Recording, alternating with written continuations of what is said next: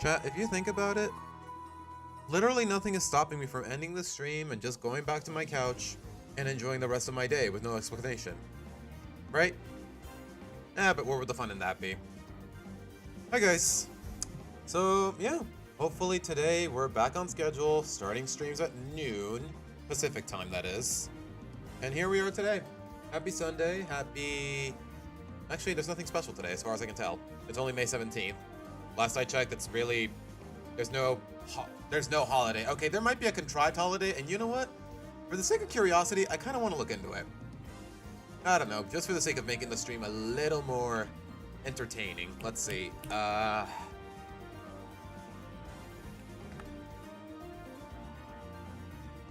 137th day in the year of the Gregorian calendar, blah, blah, blah. International Day against... Yeah, okay, I'm not reading that. But alright, guys. Hello, Aura. Yes, it is very early. Or at least for what most people are used to, because it used to be, guys, I used to start streams at 2 o'clock, and I just realized y'all are looking at a playback of a playback of a playback. Yeah, no, I don't want to throw you guys into a loop. A literal loop. Hello, Erica. Hello, Aura. Hello, Tails. And yes, yeah, guys, I think aside from the exception yesterday, because like I said on Discord, I was just feeling really lazy yesterday. I want to start streams at noon Pacific time, just for the sake of time, and really just for the sake of, how do I put it? Just for the sake of, and being able to end stream while the sun is still up. Because I don't know, something about streaming into the dark of night, I don't know, it just doesn't sit right with me. Like when night comes, I just want to think, you know what, the day's over, let's enjoy it, let's be at peace, all that jazz. So that's that, guys, and I just realized I have no means of looking at chat other than the layout. Hold on, give me a moment, guys. Let's see. It's a little tacky, but you know what? You know, my cell phone, it really is the most reliable way to look at chat. Against what? Who is the enemy? Apparently, Aura, today is International Day Against Homophobia, something like that. I don't know. Like, that term just gets thrown around way too loosely to where I really have a hard time taking it seriously. And yes, Swamp, thank you for ruining the title. I'm kidding, man. Yeah. Guys, relatively speaking, since we're more or less done with Mario Odyssey, I said I would get into Battle of Bikini Bottom, and you know what? As I was setting up stream, I'm scrolling through my YouTube sub box, and apparently, Mr. Enter uploaded another SpongeBob video. And just from the title alone, and the thumbnail, like, put that in conjunction, and I'm thinking to myself, wait, you're right. This is another, like, remember a couple weeks ago how I said, or I think last week I said, I love all the classic SpongeBob episodes except for I'm with Stupid. I could be wrong, though. I feel like this is one of those episodes where now that I remember it existed, this episode specifically, I'm like, you know what? This episode really sucks too, come to think of it. So, yeah. We're gonna look at a Mr. Enter video, see what else catches my eye, as corny as that might sound, and yeah, we are gonna start Battle for Bikini Bottom on the Switch. Especially because it's really cheap compared to your usual Switch game. I mean, only 30 bucks? I'll take it, to be honest. I've been meaning to play it for who knows how long. So here we are, guys. So with that being said, let's look at that time Mrs. Puff hired an assassin. Seriously, guys, think about that episode about the bully, and yeah, it kind of does check out. Like, this is, again, another one of those classic SpongeBob episodes where I just cannot suspend my disbelief because it just comes off as too mean-spirited, or it just makes Mrs. Puff seem so incompetent to where I'm like, no, I just can't let this slide. So, all right, guys, let's take a look at it, shall we? For years, it's been speculated that Mrs. Puff has had a shady past. Okay, did this just get uploaded? Because his voice sounds different. The more that you watch her, the more clear that becomes. The more and more that you analyze this blowfish, the more that you notice that she doesn't exactly see fin to tail with the law. From giving a license to a knowingly— I mean, she's been to jail before. She's canonically been to jail. What does that tell you? Or was she? Was it all a dream? I don't remember. Point is, it's not beneath her to get into actual... No, wait, no, she's been to jail anyways, because... Remember she made SpongeBob the hall monitor, and then she got thrown in jail there? I was thinking about the other episode. where she was happy to be thrown in jail just to get away from SpongeBob. inept driver to attempting to literally steal a boat from that same individual. It shouldn't be a surprise. Yeah, it really did, Swamp. If nothing else, even the worst classic episodes, as much as I might have problems with them, at least they gave us memes. At least they gave us memes. I can't argue with that. That this fish has spent more than her fair share of time in jail, and there are episodes that portray her as surprisingly comfortable there. Yeah. Well, I mean, really just one, but yeah. Of course, Mrs. Puff is quick to blame the bane of her existence, a one-square Bob Sponge. His failure to... I'm sorry, say that again? Mrs. Puff is quick to blame the bane of her existence, a one-square Bob Sponge. A one square Bob Sponge? I should have made that the title. I should have made that the title of the stream. His failure to pass his driving test, cause mindless mayhem behind the wheel, and aptitude for getting her injured does push her past the point of mentally snapping. Yeah. This has led to her worst snapshot, where she tried to remove the Yellow Menace from her life by enrolling him in a demolition derby, hoping to get him killed. However, Wait, when did this happen? I have reason to believe I'm guessing in later seasons. Rhetorical. I'm being rhetorical, by the way, guys. You don't have to answer that. that wasn't the first time that Mrs. Puff directly tried to rid the world of SpongeBob SquarePants. This is Douglas McDougal reporting on that time that Mrs. Puff hired an assassin to take out her least favorite student. Sound unbelievable? Well, ladies and gentlemen of the jury, wait until you hear the evidence against the accused. Do I even need to hear it? The more I think about it, I'm like, yeah. Did Mrs. Puff just get Flats instated into the school just to screw with SpongeBob? We have to look no further than episode 4. Like, just think about the ending of the episode. He wears himself out from trying to beat him up, he fails, and then Mrs. Puff just jumps to the conclusion that SpongeBob managed to beat him up, rather than the other way around. 43B, The Bully. Everyone knows this episode, it's a classic. Mrs. Puff's class gets a new student. For better or worse, it really is just a classic. Oh my gosh, Swamp, you're right. That's the episode where this meme came from. How many times do we have to teach you this lesson, old man? I love young people. Oh gosh. No.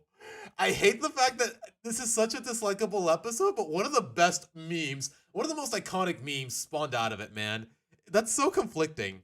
Flats the Flounder, and he torments SpongeBob all day, threatening to kick his butt. It all ends up with a great payoff. But when you analyze this episode a little bit closer, you come to realize that there is... Okay, credit where credit is due. At least this episode is funny. Most of this episode is funny. It's just the ending that really bothers me. Something far more sinister going on than at first appears. I have come to the conclusion that Flats is no ordinary bully, but the hired hand of Mrs. Puff. You know what? Let him cook. Let him cook. Let him cook. And once you I know I'm laughing, but let him cook. analyze his and her behavior throughout the entire episode, I think this becomes increasingly clear that there is something far deeper going on. Let me take you through the episode beat by beat with this perspective, and you can see how truly diabolical that Mrs. Puff is under the surface. I mean, she kind of is a little malicious, I'm not gonna lie. Although, I don't know. Like, I'm not sure I entirely understand this dynamic, so to speak. Because, on one hand, SpongeBob, he just can't drive for the life of him. On the other, how many times has he flunked out of boating school to where he should have been banned at this point? Like, I don't know, they never really write it in a realistic way. Not that I'm expecting a lot of realism out of frickin' SpongeBob of all things, but at the same time, it does drive you crazy a little. As innocent as A little crazy. Blech. Phrasing. she claims to be. There's a super strange coincidence right at the very start. Mrs. Puff is late for her class. That alone isn't much, but there are two things that are quite suspicious. Why? Is it so wrong for a teacher to be late for 1 minute late or 2 minutes late to their own class? And the first thing Happened a lot in college for me. to note is that Flats the Flounder is also late. There isn't much attention brought. Wait. Come to think of it, Note is that Flats the Flounder is also late. I never understood this shot with the mask. I'm not gonna lie, guys.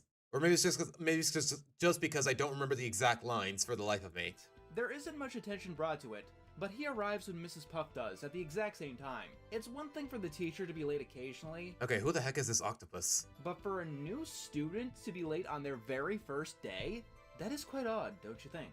And the excuse that Mrs. I mean, I don't know. Maybe his registration barely kicked in. I don't know.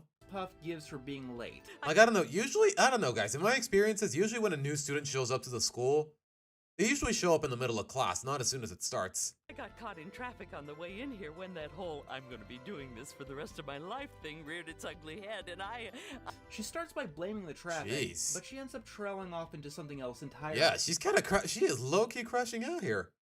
It's like she caught herself when she was about to say something very revealing. Yeah. Makes it seem like she hates her job. I mean, I don't mean to dabble on this cliche, but if you hate your job so much, why do you keep doing it? Maybe find a different one. As we all know, I mean, what are the odds? Like, say, find a job as a cashier or whatever. I doubt it's good.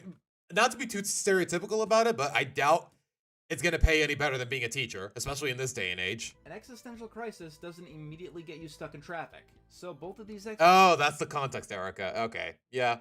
I remember watching this episode in Spanish, so that's probably why I was so confused. explanations don't really make sense together. What if, for the sake of argument, Mrs. Puff was meeting the new student flats during this time? It would give a perfect explanation as to why she was late. After all, they do walk in together, and she at no point in the episode makes a big deal about Flats being late. Again, on his first day of school. I am of the firm belief that mere traffic wasn't the reason that a boating teacher was late to boating school. You know, okay, I had a bit of a brain fart. I'm just gonna let him keep talking. No, I believe she was hit with a mental crisis and came to the conclusion that she'd be dealing with SpongeBob for the rest of her life. And she was late because she was meeting with someone who could take care of the problem. When Flats enters the boating school, he plainly outright states that he likes to kick people's butts. Mrs. Puff makes a big show that she doesn't take this seriously at all. Yeah, okay, that's a good observation. But most of the rest of the class does, and they all steer clear of Flats. Everyone scatters, except for the one student who Mrs. Puff knows is too stupid or naive to take these threats seriously. SpongeBob SquarePants. So, in an entire class... Okay, I can't tell if he's being satirical with this whole review, or if I'm actually supposed to interpret some of this seriously. We have two people who aren't taking Flats' threats seriously. SpongeBob SquarePants, a naive idiot, and Mrs. Puff, an intelligent driving instructor who hasn't been known to take the jokes and nonsense very easily. Yeah, come to think of it, at the beginning of the episode, he says, "I like to kick butts," and she just laughs it off. And then 7 minutes into the episode, she says something along the lines of, I don't know exactly how it was said in English, "There will be no butt kicking in my class," or something along those lines. It does seem a little contradictory the more I think about it. And this gets even stranger when she... Or very blatantly contradictory the more I think about She it. calls Flats up to the board. She asks him to draw a four-way intersection, and he ends up drawing himself beating SpongeBob up. A clear-cut case of intimidation. Now, this woman here, she clearly knows what a four-way intersection looks like. And she knows that what is on the board is clearly not a four-way intersection. And in the end, Mrs. Puff says this. My, how very creative! We have an artist in the class. So, not only was Flats late on his very first day, not only did he draw... Hold on, maybe he is onto the something. teacher didn't ask for, but she's praising him for it. Very, very strange. The next interesting scene is in the bathroom. Wait a minute, I just realized. Wait, show me that shot again. Show me that shot of the doors again. Very, very strange. The next interesting... Bro, okay, am I crazy, or do these signs look exactly the same? Scene is in the bathroom. Flats claims that he wants to kick SpongeBob's butt, and here, he has him cornered in a bathroom stall. If there's ever an opportunity to kick SpongeBob's butt and get away with it, you'd think it'd be right here, right? Yeah. Just lock the door, or even barricade it. Wait, it's a public bathroom, though. I don't think there's a lock on that door. And no one can come to SpongeBob's rescue. When you really think about it, it is absolutely bizarre for Flats to just ignore SpongeBob here. No, Flats only goes full on the attack when SpongeBob gets as far away from the boating school as possible. What if we assume that Flats had maybe less odds of a witness that you might actually recognize you two? I don't know, man. Specific instructions, as in, don't kick SpongeBob's... Namaskar to you too, Arian? I'm guessing autocorrect changed it there. But while he's at school. After all, anywhere in the school premises... I mean, I guess, Aura, but even then, what would don't you think Mrs. Puff would be like, wait, why did you draw SpongeBob of all things? I mean, it is technically an intersection, but... There's a risk that Mrs. Puff could just wander in and actually be forced to do something. Break up the fight. Maybe even... Oh, Neptune. Punish the guy she hired for doing the job that she asked him to do. The next couple of scenes cement the kind of assassin, not bully, assassin... Oh, okay, assassin? I mean, he does want to hurt him, but does he want to incapacitate him? He does want to maybe incapacitate him and injure him, but outright kill him? That might be a bit of a stretch. I don't know. That Flats really is. Kick SpongeBob's butt is used as a euphemism throughout the entire episode, but there's definitely evidence that Flats is planning on doing something so much worse to SpongeBob than just kicking his butt. I mean, he does try to run over SpongeBob with a... Oh my gosh, I completely forgot about that whole scene with the garbage truck. Garbage truck.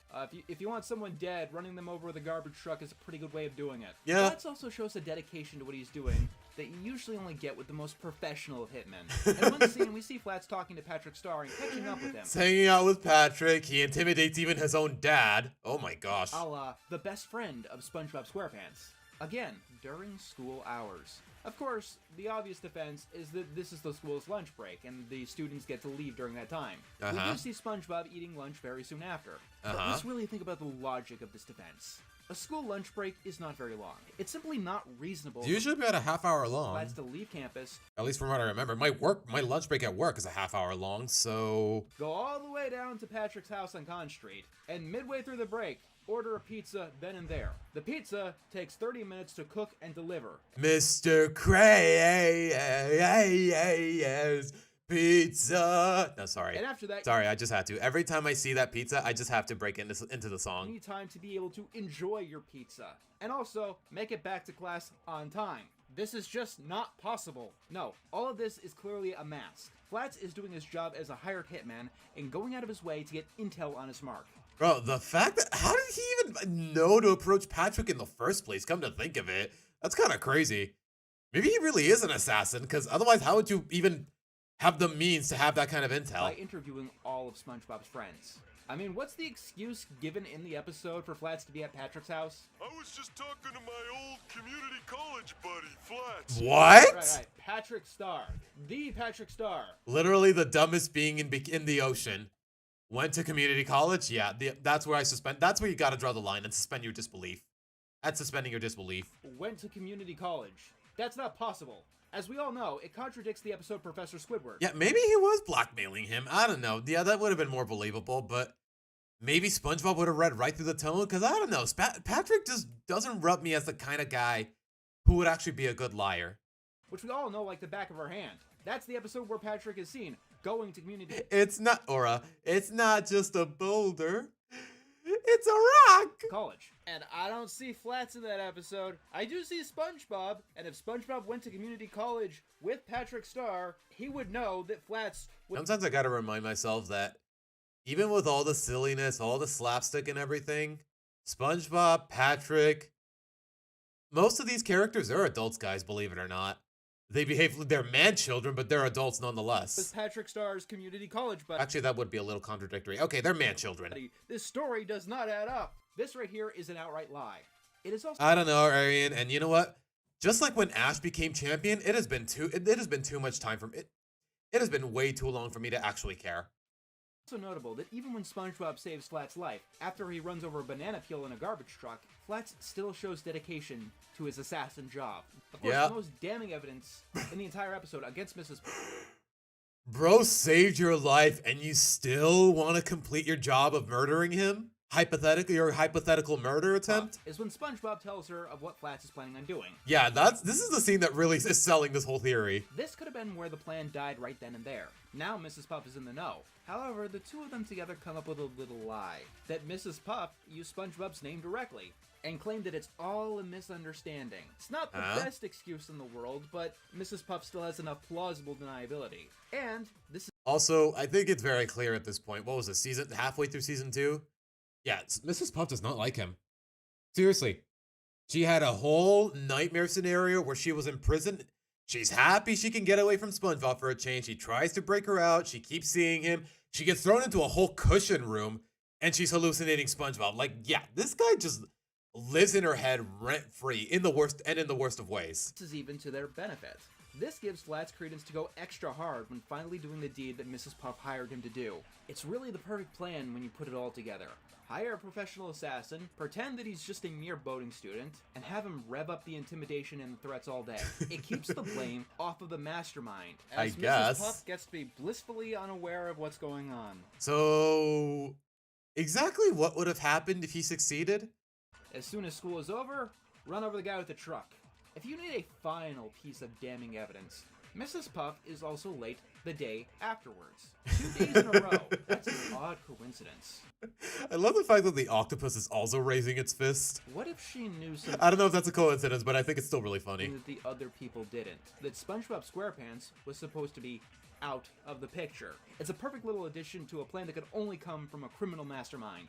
Or a PhD of astrology. Everyone else gets to hear what happened when you're away. No one speculates that you had anything to do with it. And when everyone is all sad or in a panic, you come in all surprised. Oh no, I can't believe I missed the signs. How could I be so ignorant? Of course, as we all should know, Mrs. Puff's plan Oh my gosh, he even broke into his house, now that I think about it. doesn't actually work. Or does it? Flats can't hurt SpongeBob. It's proven that you can hurt SpongeBob. This is a really funny payoff, by the way. Again, I would say this is one of my least favorite episodes from the classic seasons, but a lot of it is still really funny. I'm not gonna deny that. Doesn't that hurt you? Do you want it to hurt me, Kevin? Simply isn't strong enough. Although he keeps on trying and trying and trying, and due to his exhaustion and his confusion, he does violate the plan, and ends up bringing the fight back to the boating school, where he passes right out, shortly before Mrs. Puff enters.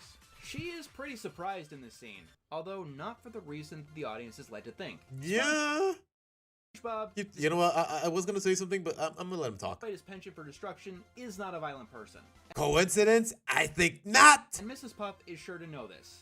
He may cause a lot of mayhem, but it's always behind the wheel and never in person. And also, the previous day... I don't know, at a certain point, after you give him so many chances to take the boating exam, you really start wondering to yourself, is he really just that naive and incompetent, or is he just actively being malicious and looking for excuses to crash a car or whatever? He said that he was afraid of Flats kicking his butt. In spite of all of this, Mrs. Puff immediately blames SpongeBob. Without Yeah. Just sees the guy on the ground, his fist coincidentally in the air, and she just jumps to the wrong conclusion. giving anyone else a chance to speak up or contradict her. Yeah, it seems very slimy. And the episode ends right then and there. And then she claims that she is going to kick SpongeBob's butt. I speculate that this may be an improvised plan B. Or maybe an excuse. Maybe it's an excuse to have him expelled, so she doesn't have to put up with him anymore. Huh. She couldn't just hurt the guy nilly-willy Yeah. without getting in trouble. Yeah, you couldn't just. Yeah, you said you were gonna kick his butt, but it's not like you can just beat him up on the spot, especially in front of the other students. But making the claim that SpongeBob beat up a new student would make her actions seem far more... Yeah, Tails, it's like just. Like, okay, show me the. Is there any shots of the boating school here? But she couldn't just hurt the guy nilly-willy without getting in trouble. But making the claim that... You know what? I'm just gonna look up an image on Google. You know what? While I'm here, give me the music. Like, guys. Okay, can I get a? There you go. It's just the one. This school is just the one classroom. Where's the hallway? Where are the lockers? Where's the bathroom? Like, this is just a one. It's just a one-room classroom. That's it. So, where the heck is the rest of the setting that we saw? You know what? I guess that's a bit of a continuity error, but again, this is the kind of cartoon where you have to take it the right amount of seriously. That's really all I can really say in that regard, because otherwise you're just gonna be confused. You're just gonna be asking question after question, and you're gonna drive yourself crazy, Tails. And the same goes for me. Probably a leftover from when Nick wanted SpongeBob to go to regular school and Steven didn't want him to. I guess, but yeah, I don't know. Like I said, the less I think about it, the better. SpongeBob beat up a new student would make her actions seem far more justified to those around her and to the law. She had a plan and she wanted to stick with it. Yeah, that too. Yeah, that's exactly what I'm thinking, Tails. Yeah. There was locker rooms. There was a whole back room with all the light bulbs and everything. Yeah, I don't get it either. Hurting SpongeBob as much as possible while looking like she kept her bins as clean as possible. And there you have it. The most elaborate murder scheme that has ever happened in SpongeBob SquarePants. More like a smear campaign rather than it feels more like a smear campaign than an assassination attempt. Or at least that's what it turned into by the end of the episode. Mrs. Puff hired a professional assassin to kick SpongeBob's butt, to psychologically torment him, and to run him over with a garbage truck. And when it failed, She improvised and just turned it into a slandering campaign. I can't believe that nobody else noticed. Yeah, honestly, I'm surprised I didn't pick that up until now. I mean, look right here. Flats is driving. He is Yeah, driving he wants a to murder garbage him. Truck. He already knows how to drive. Why else would he be? Oh my gosh, you're right. It's a boating school. And he's driving a whole truck. Why would he need to? Oh my gosh, wait. That's probably the most damning bit of evidence out of this whole. Oh my gosh. Why am I laughing? This is so horrible. He in a driving or boating school. He knows how to drive. He is not there to learn. All while she could seem completely innocent and to stay out of jail. But she wasn't smart enough to get past me. Why else would Flats never be seen in Mrs. Puff's class ever again? That's true. He failed his job. I think you could just pin that on the fact that this franchise is episodic. To a fault, but episodic nonetheless, but still. And thus no longer had any reason to be in the boating school. Holy crap, this makes way too much. This makes way too much sense, and I need to start speaking more slowly. Besides, it would look really suspicious if he stayed around. And as for Mrs. Puff, she is one sick fish. I mean, did we not already know that? This video was the stupidest thing I ever made. Serious video next time, I promise. I mean, to be fair though, I mean... Yeah, ultimately, I'm not meant to take it that seriously, but still though, I mean, you're not wrong. Yeah, okay, in the grand scheme of things, it is meant to be mostly, if not completely, satirical. This is still really funny though.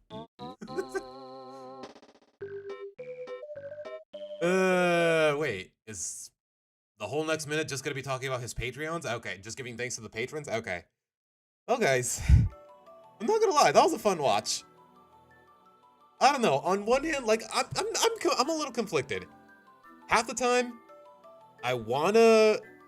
Is there any reason for me to not take some of the ideas presented in the episode literally? But on the other, it's freaking SpongeBob. It's not that deep, bro. Maybe it's not that deep, bro. Get it? Because you know they're underwater. It is okay. I'll stop. I'm not sure what to make of all that, guys. I'm sorry. I thought that was hilarious. With that being said, though, let me see what else is on the Discord, just out of curiosity. I posted a question in memes. You as a Hispanic person, cannot answer that question? I'm gonna open this on a separate tab, Tails. Give me a moment.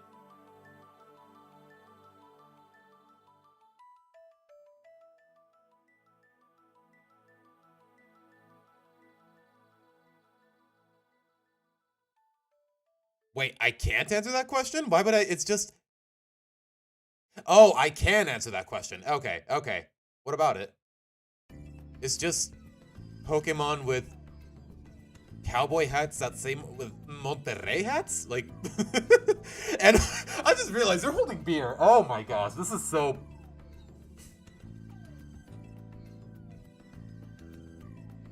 Guys.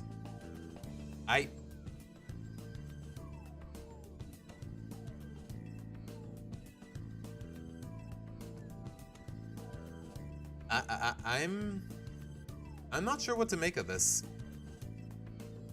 It's not necessarily Tails. If you're gonna ask actual Mexicans, most of them will probably encourage this stuff. For me, I'd say the biggest problem is just really, honestly, I'd say it's fine as long as you don't sell this to kids. As long as you don't sell this to kids, I'd say it's fine. Other than that, listen to the song. Okay. I can't promise I'll listen to it for too long, because otherwise I might get copyrighted, Tails. Just for warning you. Okay, it's not offensive, it's just annoying. Y'all already know I hate, even as a native Mexican, I hate norteña music. I really do. It's repetitive, it has no rhythm, it has no tempo, it's annoying, it starts and ends the same way. Not a single norteña actor actually knows how to sing. But aside from my personal gripes, no, I wouldn't consider this offensive, Tails, as long as, like I said, you're not selling the plushies to kids. Because they are literally holding alcohol. Or a replication of it. But alright. Where's the media tab? There you are. Oh my gosh, you're right. We haven't even reacted to Planetronica yet, have we? Huh. Okay, how long is it again? Only 7 minutes long? Really? It's even got the TVPG rating. Okay, wow, this... Okay, am I crazy, guys? Does this low-key remind me of freaking... What was that old Cartoon Network show called? Totally Spies. You know what? That's what this reminds me of. Totally Spies. You know what? It is indie animation, so... Sure, let's check it out. I've seen it run around. I've seen it make the ranks around Twitter. And it does have my curiosity, because apparently it's some sort of love letter to the early 2000s animation or whatever. Like, I don't know. On one hand, there are certain shows that I definitely grew up with. Like, say, like I said, Totally Spies and Teen Titans. But other than that, I don't remember a lot about the former show in question. Like, yeah, I definitely do remember a lot of Teen Titans, but Totally Spies, I don't know. I do remember the characters, I do remember the art style, but as far as narratives themselves, I don't remember a lot about its plot, if nothing else. But alright guys, here we are reacting to the pilot of Planetronica. Planetronica? I'm just gonna say it in standard English. Planetronica. But alright guys, let's see.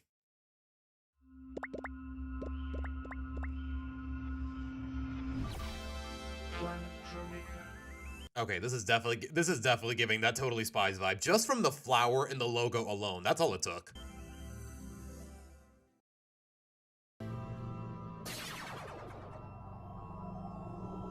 Terrestre. I'm guessing just discount Earth. You ready for a beatdown, booger boy? Yeah, sure. Just remember, we've got time for only one Okay, game. can you guys hear it well enough, or is my audio just too low? At least on my end. All right, one game. I could live with that. It'll definitely be more than enough time to kick your sorry green butt. Okay, we're only 40 seconds. We're not even 40 seconds in, and yeah, this writing, it already reeks of 2000. It already reeks of early 2000s.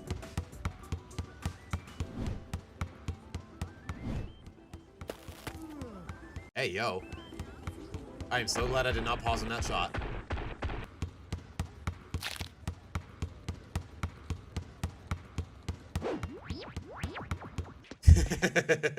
Okay, that was a fun visual. Who's this? Who are they? Why are they beating up what are they beating up a mouse? Lucky! Hey, knock it off!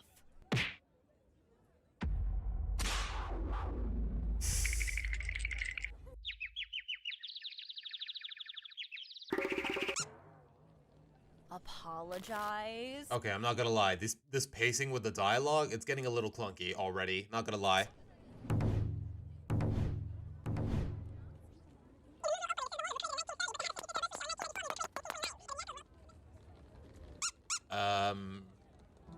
Okay?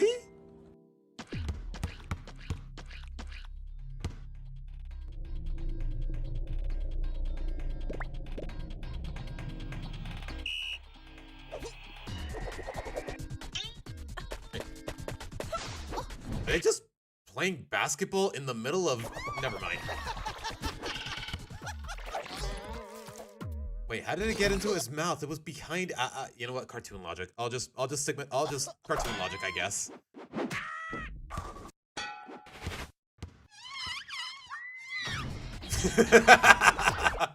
It was a girl. It was just a ball, but that's still pretty funny.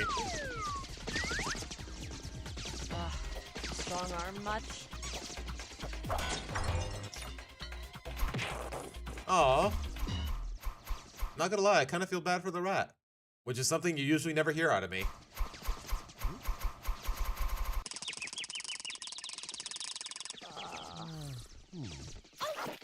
Wait, I just realized, I love the fact that the basketball is basically moving like a loose bullet. Ugh.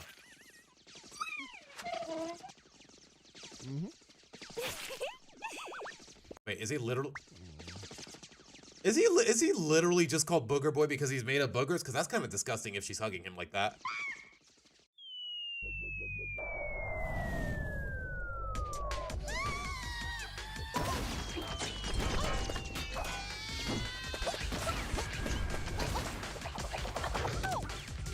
Butterfly, don't you think it'd be a good time to test that Okay, the captions are definitely being very inconsistent, because he did not say that's the plan. Hey, God, I feel cute. The what?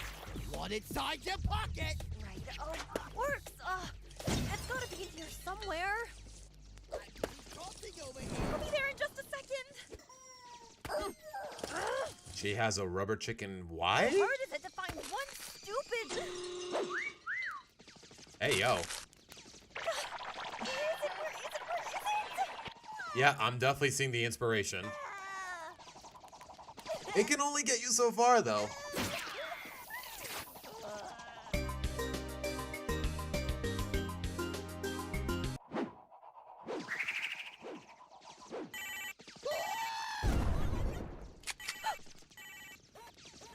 Here we go.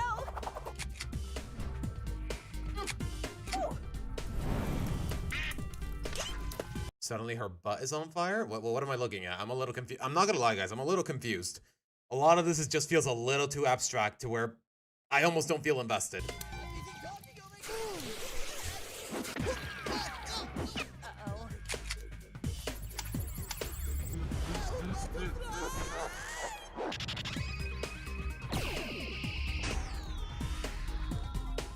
Okay, it's slowed, but what now? Okay, there you go.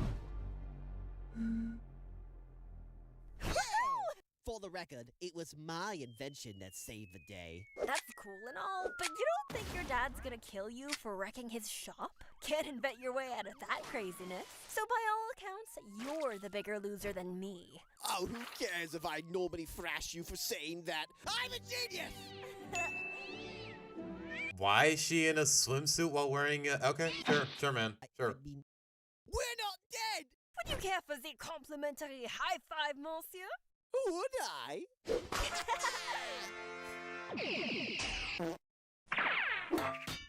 So...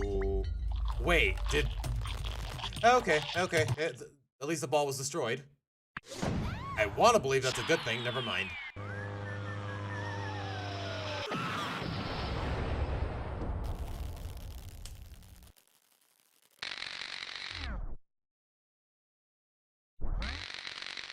It just killed a man. Okay, sure. Cartoon logic, I guess. We're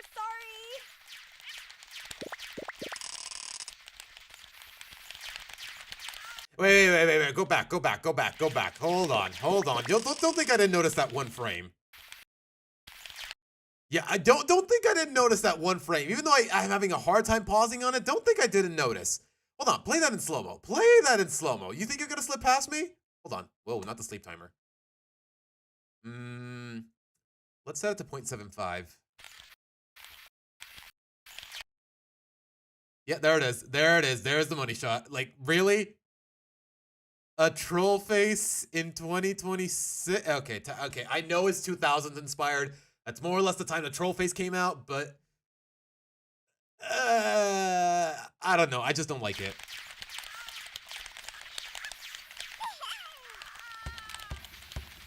Wait, where'd he go? Oh, okay. I see it. I see what you're doing. Please don't. Whatever you're thinking, please don't. No! So much for one game, huh, freestyle? I suppose I do owe you a rematch. But I won't go easy on you this time.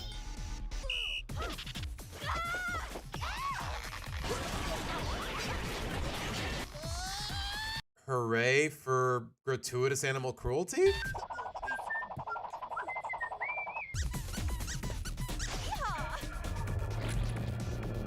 Wait, Tails, was that literally Halo 2? Or just a spoof of it? Yeah. Okay, like I said, this guy grosses me out.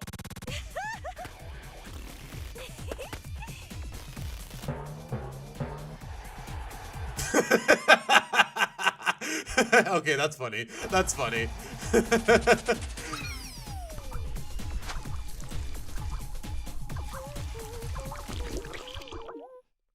Just the gratuitous live-action stock footage. I don't know. That was a bit of a cliche in the early 2000s, but it was a fun cliche nonetheless.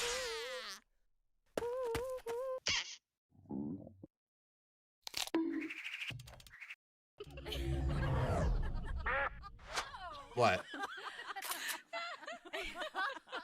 Wait, why are they laughing? Oh. I didn't even pick up on that, to be honest. Wait.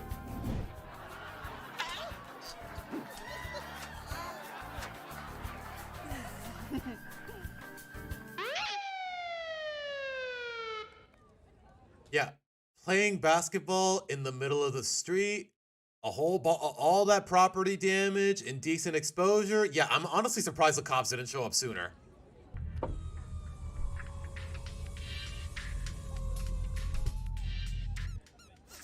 Right, which one of you freeloaders threw that ball?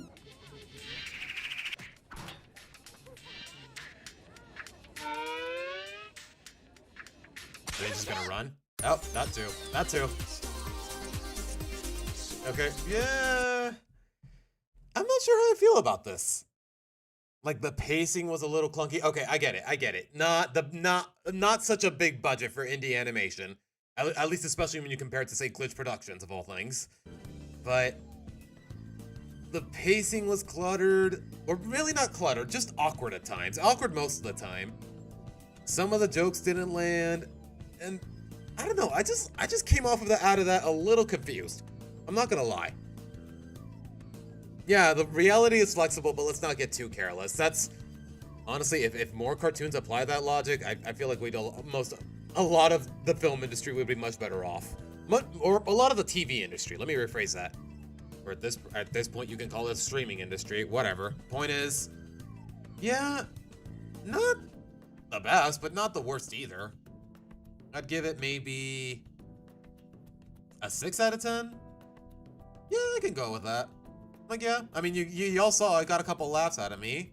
I kind of dig the art style, but I still had my misgivings with it. I'm still gonna give it a like, though, just for the sake, I don't know. Part of me just really wants to support good indie animation. Not that this was the best, though. So this was okay, to say the least. I didn't quite understand what was going on. Me neither. Me neither, Arian. Like, they want to play basketball on the street. The basketball went haywire. For whatever reason, it started destroying everything. They barely managed to stop it. One of these little cat ball plushy things or whatever got... I don't know, man. It was a little too vague and confusing for me to feel invested. And that's not even taking the pacing into account. Huh. Remind me of the Sludge Brothers animation, how they place their stories. I have no idea who that is, Tails. But alright, guys. Other than that, I don't think... Oh, wait. Hold on. Wait, Alex Myers uploaded, really? Huh. And he's talking to... Did he ever talk about the first Mario movie? Because I am subscribed to him, guys. But I don't know. You know what? I'm kind of curious what he has to say here. Oh, you guys are cooking with the media tab, by the way. I don't know. Pretty much everything you guys have been uploading, I've been meaning to watch at some point. So, oh gosh, this is 20 minutes long. How long are we into the stream, come to think of it? Okay, we are 47 minutes in, guys. So, then again, usually at the hour-and-a-half mark is when I start playing, switching to a game. And I do want to play Battle for Bikini Bottom starting today, guys. If nothing else. Dad, what did I tell you about talking to strangers? Wait, you're talking to me? Wait, what do you mean by that, Aura? You will not like Sludge Brothers? Just think of it. Think of if I had a budget to make an animation. You know what, Tails? That tells me everything I need to know. That tells me everything I need to know, homie. But you know what? Yeah.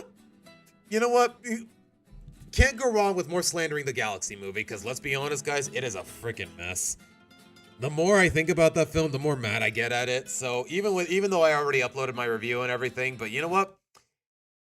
I'm willing to bet in some ways we're gonna be in agreement. Even if his sense of humor doesn't always click with me. So let's do it. Okay, so remember the Mario movie? Like the first one, I mean? I saw Yep. it day one in theaters. I remember it being fine. It's a very generic story about Mario dealing with his daddy issues. He hates mushrooms for some reason. Honestly, I completely forgot about Mario's daddy issues in that movie until now. Bowser was kind of funny, I guess. You know, it was a serviceable movie. But the graphics are so good, Alex! Yes, thank you. But oh my goodness, I did not know how good we had it until the second one came out. Like, we went from this very generic paint-by-numbers movie to basically like a 90-minute commercial. Exactly. It freaking exactly, bro. It's just a kid's movie, Alex. What did you expect? Citizen Kane? Nah, I mean, I was just I was expecting a little more than a 5 out of 10? Is that so much to ask? expecting, you know, like an actual movie. Now, I mean, okay. So So, like with all things, you know, it totally depends on your point of view and what you're looking for. Do you? Okay, to be fair though, all the Yoshi kind of delivered. Yoshi kind of carried all of his scenes. I don't know. I mean, he's just supposed to be cute. That's all you gotta do to make Yoshi likable, and they did it. Happen to be looking for a 90-minute Mario music video? Then this is perfect for you. The Mario what? Galaxy movie is fine. Personally, I didn't really like it all that much, but Me neither. Me neither, homie. And Galaxy is my favorite platformer of all time. there are some things that I think I did kind of like a little bit. But more than that, I just feel like this movie is the latest symptom of a much bigger problem that we have going on. But I'll get more What do Zootopia and Hoppers have to do with it? into that later. So for now, let's check out the Super Mario Galaxy movie with my new friend, Jonathan Strawman. The Mario Galaxy Okay. Strawman. Okay, I was about to say, who is this guy? movie starts out with a new character, Rosalina. My queen, the GOAT, favorite Mario character whose name isn't Yoshi, or at least before. Let me put it this way, guys. Yoshi was my favorite Mario character until I met Rosalina in 2007.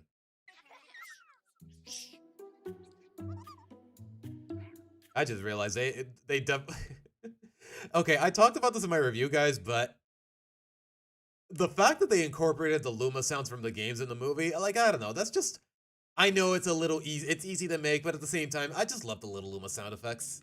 But before that, really quick, this video is sponsored by Raycon. Oh, there's the sponsor. You ever try leaving your house and going out You know what? It's not my sponsor, so I'm just gonna skip it. relationship with your parents? I'll tell you right now, they are 15% off. Thank you, Raycon, for sponsoring. Okay, back to the show. Okay. Princess named Peach.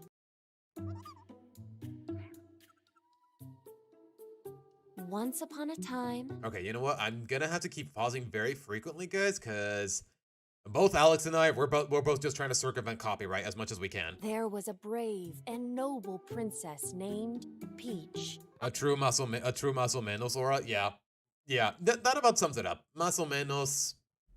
I'm leaning more towards menos. I'm not gonna lie. As time goes on, I'm leaning a lot more towards menos. Okay, wait, hold on. Back up a second. So if this Luma is sucking on a pacifier, does that mean that Luma's breastfeed? This opens up a whole new world of fan art. Wait, what?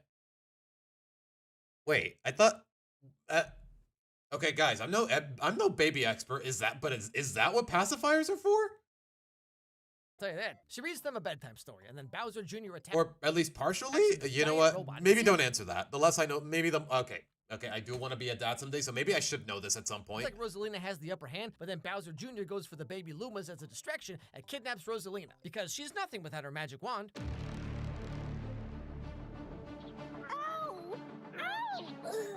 No one hurts my kid. I'm not gonna lie, guys, that line could have been written a little better. Or at least the delivery on it could have been a little better. No, just don't hurt my children. Like, I don't know. Just the kid is such a... Just the term kid is such a crass term for someone as dignified as Rosalina to be using. That's all I can really say. Like, I don't know, she's a little... If it makes any sense, she's just a little too graceful. Like, she would definitely use the word children. Never mind. So she can just do that, I guess. This Yeah. movie are very No one required. Like, I don't know, guys. The one thing that to this day is still kind of vague, maybe even in the games, but more so in the movie, is just Rosalina's powers. As the celestial mother, even her position is a little too vague. Like, yeah, guardian of the Luma, celestial mother of the cosmos or whatever, but even then, like, her capabilities are just too ambiguous for me to understand it, or anyone to understand it. clearly presented to us. While this is going on, Mario and Luigi are on their signature motorcycles, and they find Yoshi Not really signature. They're just they're just an option in Mario Kart, but nothing more than that. inside an old pyramid from Mario Odyssey. Hey, yo, what is that? Who drew that? Who is this? Wait. So, show that again. Presented to us. While this is going on, Mario and Luigi are on their signature motorcycles, and they find Yoshi inside an old pyramid from Mario Odyssey. What? That's what I'm saying.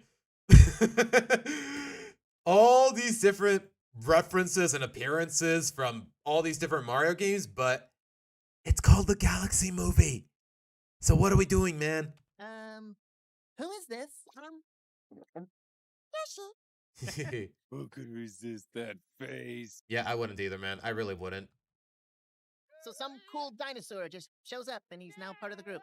Yeah, Okay, I actually that's thought how this it line goes. was kind of funny. And that's A where little bit, even if it felt a little generic. the most frustrating parts of this movie is that there's these tiny Yeah, I don't know either, Tails. I don't know either. And you know what? Don't ask any more questions than that. kernels of like Because I know I more or less have an idea of what you're going to say. You in particular. like a really funny idea or a joke or whatever, but like you can tell that much like Disney, Nintendo takes its IP like way too seriously to fully embrace the like self-aware humor, you know? Like if you compare this to the Sonic Yeah, not seriously enough, unfortunately. movies, for example. Not that these are masterpieces by any definition, but like they're actually funny, competent movies with Yeah. like, stakes and emotional They're not afraid to actually make jokes at at the expense of their own property or the lore. character arcs. And the fact that Sega is so flexible with its characters is a big reason why these movies are actually pretty good. Yeah. We have a lot more, which I think we'll probably put in the DVD.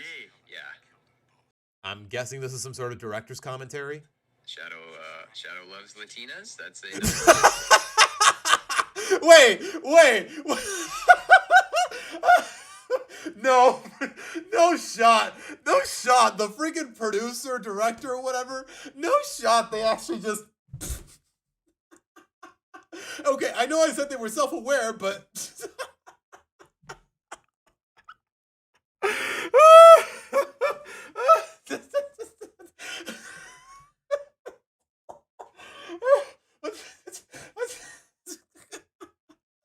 Oh, I need a moment. I need a moment, guys. Hold on. I need to breathe. Hold on. I'll be right back.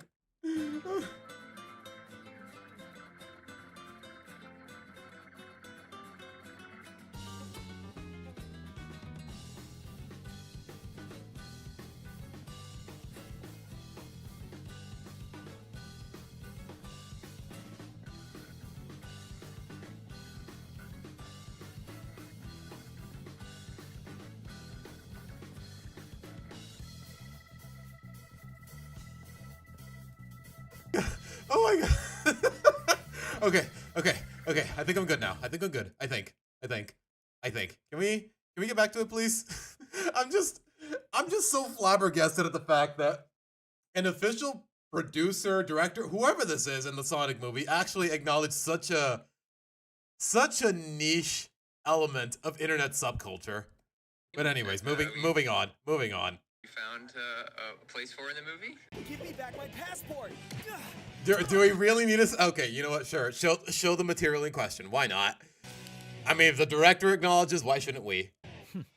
Why do you want to go to Mexico? I just love Latinas, Sonic. God, all you do is hate everything. Your life must be so sad. You know, this does actually bring up a point that's related to all this. Oh, okay. He kind of is getting into it. You know what? I'll hear it out. I want to. There's probably a much better term for this, but I don't know what that is. So I've been doing these videos for almost 10 years now, right? And Holy crap. Oh, that I did not know. Almost a decade of filmer. Wow. Okay. Wow. Okay. Respect the hustle. I mean, to be fair, he has 4 million subs. He can afford to do this for a living, but still, I respect the hustle. Really noticed a big change on the internet in the last couple of them. Criticizing movies or media in general has been around since Or, I see what you did there. 6 seasons on a movie! forever, okay? But like recently, I've seen this weird push where all criticism of media in general is just brushed aside like, you're just being a hater. You didn't understand the material. You must have been on your phone the whole time. I was not. I made a video about Bridgerton season 4. Ironically, this is one of the not very few.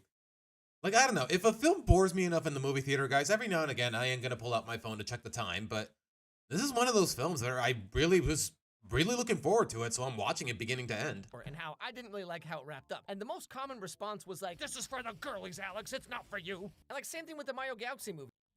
I hate it when people play that excuse.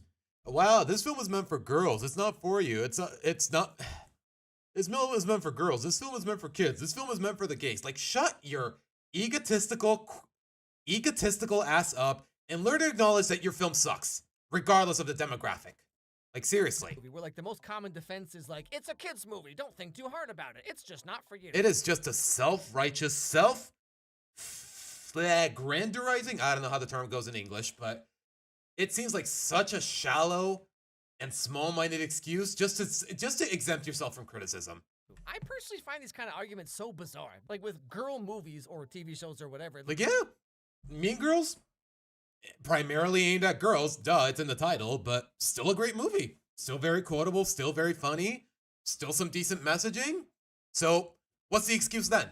Nothing. It's like there's been this push for decades to have them treated as the legitimate movies Like, I'm not afraid to admit that every now and again I do enjoy several chick flicks. that they are. But then when someone like me comes along and views and criticizes them in the same vein as any other movies, suddenly it turns into, but I'm just a girl. And therefore I should not view them as legitimate movies. Now, Yeah, legitimate movies or even legitimate people. Is that what you're trying to imply here? Your words, not mine. with the Mario movies also, it's kind of the same thing where like somehow this movie being for kids I'm not gonna lie, guys, I completely forgot Berta was in this movie. What does that tell you? What does that tell you about the gratuitousness of all the Easter eggs and cameos? means that we should expect it to be garbage. And the only reason I remember Work, guys, is just because I thought the performance, Luis Guzman's performance was really bad. And wishing for anything else is just, you know. He just sounded like I don't know what it is. Just that one line that really sticks out. Do I look like a snitch? Like, what are you going for here? Like, stereotypical Italian mob boss? Are you trying to replicate Fred Armisen as Cranky Kong? Which was also terrible, by the way. Grown man upset about kids movie. It's all part of this really confusing trend I see where like critical thinking and internalizing the media we consume is like frowned upon now. There's this social pressure to just like consume without thinking. Like just fill your time. This movie took my attention. Turn your brain off. Consume media. I'm sick of it. I'm so sick of it. Away from my phone for 90 minutes. And this is coming from someone, like, some people like to play the card, oh, we work all day, we're stressed out all the time, sometimes we just want to turn our brain off. So do I. I work 50 hours every week, guys, and you don't see me coming up with these excuses. It doesn't hurt to put a little extra more thought into what you're watching. That means it's because otherwise, this is exactly the kind of mentality and behavior that just encourages tablet-addicted children, iPad kids, if that makes more sense. Good. So later on at Peach's birthday party, one of the Lumas that escaped Bowser. Wait, I just realized you showed a shot from Mario Kart 64.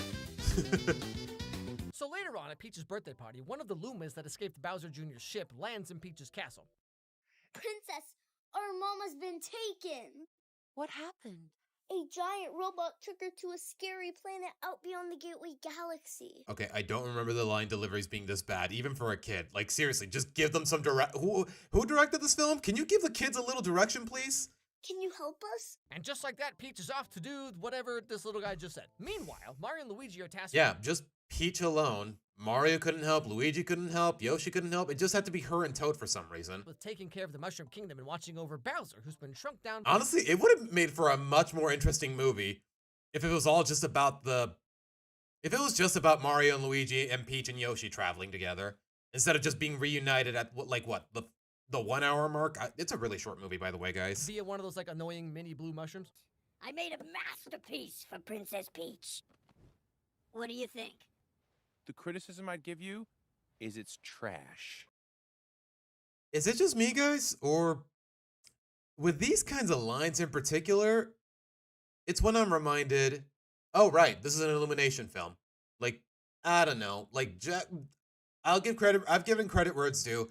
Jack Black, really good casting as Bowser, but sometimes it feels like it's Jack Black playing Jack Black instead of Jack Black playing Bowser, if that makes any sense. Well, that is ironic for you to say, Mario. I'm gonna hit the sack. I need my 8 hours or else I really turn into a monster. So right after this, Bowser Jr. shows up at the Mushroom Kingdom. I love the fact that he actually animated Bowser Jr. That's kind of cute. Or maybe it's just a still PNG. I don't know. Fight Mario and get his dad back. And I will say, the fight scene here is pretty cool, but like, I guess I'm just in like a really tiny minority of people who don't really care about like, whoa, look at the graphics. Yeah, credit. I'll give a little credit. The choreographies were decent enough, if nothing else. Like for a long time now. But you know what? Like I said, guys, when you have sometimes when you just have such a negative opinion or someone or something, it's best not to focus on any positives, because otherwise you're just gonna stroke their egos in the worst of ways. Now, CG movies have looked really good. I mean, you can see the texture on their hat, and you can see every single mustache hair, but like, this just means nothing to me. Like, that just tells me you actually have a budget, and you're using it properly, in some ways. No joke, I would rather have 10 more I mean, it's nice to look at, but it feels like the bare minimum. Movies like Monster House, assuming they have the same level of writing and characters and humor and all that. Put up some art. Well, Dad, why don't you kiss my hairy butt? Hey, DJ, got any beer? Then that must be the uvula. Oh. Say it, go on. So it's a girl house. I do remember this movie, guys. It did give me nightmares as a kid, but it was still a really good movie. It was still a really decent movie, even if I wasn't too crazy about the animation. But anyway, enough self-indulgence. Back to the movie. You've been doing so great, but thought you might need a hand. Okay, this scene, I do not understand why the internet makes such a big fuss about it. Like, I'm not even kidding, guys. Scroll. If you had been at Twitter around the time this movie came out, where this promotional material came out, people were like, "Oh wow, it's a vor fetish movie or whatever." Like, no, this has always been Yoshi's thing: eating people and crapping them out as eggs and using them as projectiles. You ever played a '90s game? You ever played Yoshi's Island in your life? There's been like 15 different games with this guy. Like, how are you just making this interpretation just now? Go outside. Seriously. Oh, finally, here we go. I've been waiting. Just don't. Alex, please don't go there, man.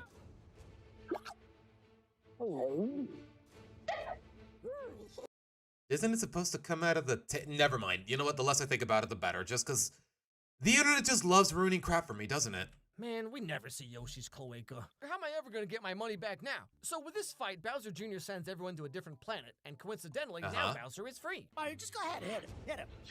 Hit me now! Like, yeah, he lifts the castle out of the sky. I don't remember why, but it gets dropped. It crash lands on a random planet. You tiny, pathetic failure of a plumber! Okay, one thing I don't get about this scene in particular. Okay, sure, he pisses off Mario to where Mario wants to actually hurt him, but why was Luigi actually encouraging letting him out? Like, exactly how useful would Bowser be here? Like, maybe the idea is that Luigi's too trusting, but even then, that doesn't go anywhere either.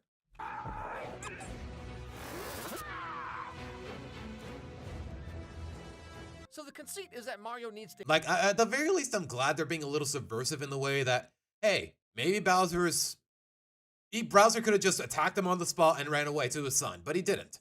Like, I don't know. I guess I kind of do appreciate it, but it almost doesn't feel earned. Hit Bowser so the mini power-up wears off, but we saw him slam his tail on the door earlier, so I guess environmental hazards suddenly don't count. This movie's literally unwatchable. Okay, got that is a tiny bit of a plot hole. This is sarcasm. Yeah, thanks for letting me know, man. So they make their way to the giant... Okay, what the heck is this Yoshi render, man? It's kind of creeping me out. Bee Queen. Oh, also, did y'all forget? The honey queen, the queen bee, or whatever her name is from Galaxy. She's in this movie. For like 15 seconds, by the way. Hi. We need some help getting off your planet. You will have to speak to the queen, but the scary-looking guy stays here. So when they meet the queen, she's mad that... Yeah, was there, again, another reason why they really had no reason to unshrink Bowser? They ruined her flower garden, and so she's gonna send everyone to like the... Yeah, I'm sure okay, another scene that just ticks me off the more I think about it. Yeah, I'm sure they had every intention to drop a castle on your flower garden. That I'm sure there was no outside force threatening them in any way. I'm sure they had every intention to destroy it. So yeah, let's try them and try to have them prosecuted. Lithium fields or whatever bees make, and then Bowser just storms right... Like, I would pin that on, hey, it's the Queen Bee. We don't know anything about this character. Maybe she just is that deluded. Maybe she is like the Queen of... Maybe she is kind of the Queen of Hearts archetype, where she's a completely biased ruler. But again, she has so little screen time to where I'm not really sold on that idea either. Right in anyway, and the problem... Like, I'm telling you, man, this film's pacing is so terrible. I don't you can't have a grasp on anything or anyone. We're just supposed to be riding on the idea of, oh, hey, it's that one character from the video game. Sure, that's a perfect substitute for an actual character. Is solved literally 30 seconds later. Someone must pay for their crime. But hey, as long as Issa Rae can yap about more representation or whatever. Release them! I shall serve their sentence in their stead. Take me and send them to the Gateway Galaxy. And this scene pretty much sums up the entire movie. Like, things Yeah. just happen, a problem arises, and then gets solved immediately, and there's no real consequence to anything that anyone says or does. Why is Tim Allen on his... Never It's mind. because it's a kid's movie. This is literally a movie about Super Mario, a video game for children. Why are you taking it so seriously? Thank you, Mr. Strawman. That brings me to another point. Kids movies, please, please, inject... Whatever you gotta say, please inject it into my veins. Having just done videos recently about Zootopia 2, Hoppers, and now the Mario movie, it's become so painfully obvious to me that, like, kids' entertainment has unilaterally become much worse. You're just an old Kinda. You know what? I'll let him talk. Who's being driven by blind. I actually really liked Hopper. Zootopia 2, I didn't get to see it, and from what people have told me, it doesn't really do things much different from the first. Like, sure, a better twist villain, but other than that, another tacked on racism allegory in 2026. Like, we're not already tired of those. Yeah, okay. I'm not just talking about my childhood. I'm talking about movies from like 26. Tiny bit Swamp. It could be a lot worse. I don't feel as angry as I did before. Like, say when we were watching Cartoon Cheese review of the movie. 2014, 2012. Now, when I watch these modern movies and I think to myself how dumb and brain-rotty they are, I often wonder if I'm just like totally off. So in preparation for this video, I also went back and watched the Lego movie from 2014. Yo, based? Yeah, I'm not even exaggerating, guys. Never mind the fact that the Lego movie showed that shameless marketing can actually be good, can actually be fun and enjoyable. I'm not kidding when I say this is probably one of my favorite animated films of all time. Like, it's really just that good. The messaging, the symbolism, the self-aware humor, like it has so much going for it. Even if narratively there are a couple instances where it tries to just use the scapegoat of self-aware humor as part of the plot. But that's kind of the point. Like, overall, the atmosphere and the tone is just so silly yet so heartfelt that I just can't be mad at it. It's really just that fun of a watch anyways. Which also stars Chris Pratt. Chris Pratt. Oh my gosh, you're right. It also stars Chris Pratt. He's so cool. And is also about kids' toys. Also full of slapstick and references and zany fast-paced. Exactly. Exactamente, galán. Exactamente, mijo. Lord Business, or as you think you know him, President Business, stole the Craggle, the most powerful object in the universe. Case in point. This is exactly what I'm talking about. Blah, blah, blah. Proper name, place name, backstory stuff. I remember seeing this movie when it came out in theaters, and I haven't thought about it since. So this is definitely not just my nostalgia talking. I'm not saying this movie is a masterpiece, okay? But it's still really good, though. It's still really good. Like, if I were to make a top 10 favorite animated movies of all time, guys, this would probably be like maybe number 10 or an honorable mention. It basically does everything the Mario Galaxy movie does, but just better. In between the very thick satire and self-aware humor, like there's actually a somewhat interesting... All the Easter eggs, like you see the Justice League, you see Star Wars characters, you see freaking Milhouse from The Simpsons, you see the Ninja Turtles, you see Shaq from... story being told. Like, you can have Easter eggs, you can have all this pandering, but you can also be a good movie. That's all I can really say here. And it wraps up at the end with like the real world dad and son coming together, you know? Yeah. A little sappy, but I still felt it.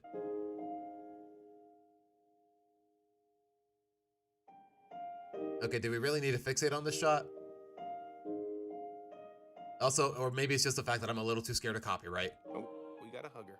Like I was saying earlier, I think one reason why this movie seems to work so much better, even though it feels similar, is because the Lego company doesn't take their IP like super seriously. Yeah. As you can see from like the Lego games themselves, so they can reach further and deeper than something like Ralph Breaks the Internet. Yeah, sometimes I don't know if I should be encouraging this. I don't want to tell people how to think necessarily. No, not, you know, let me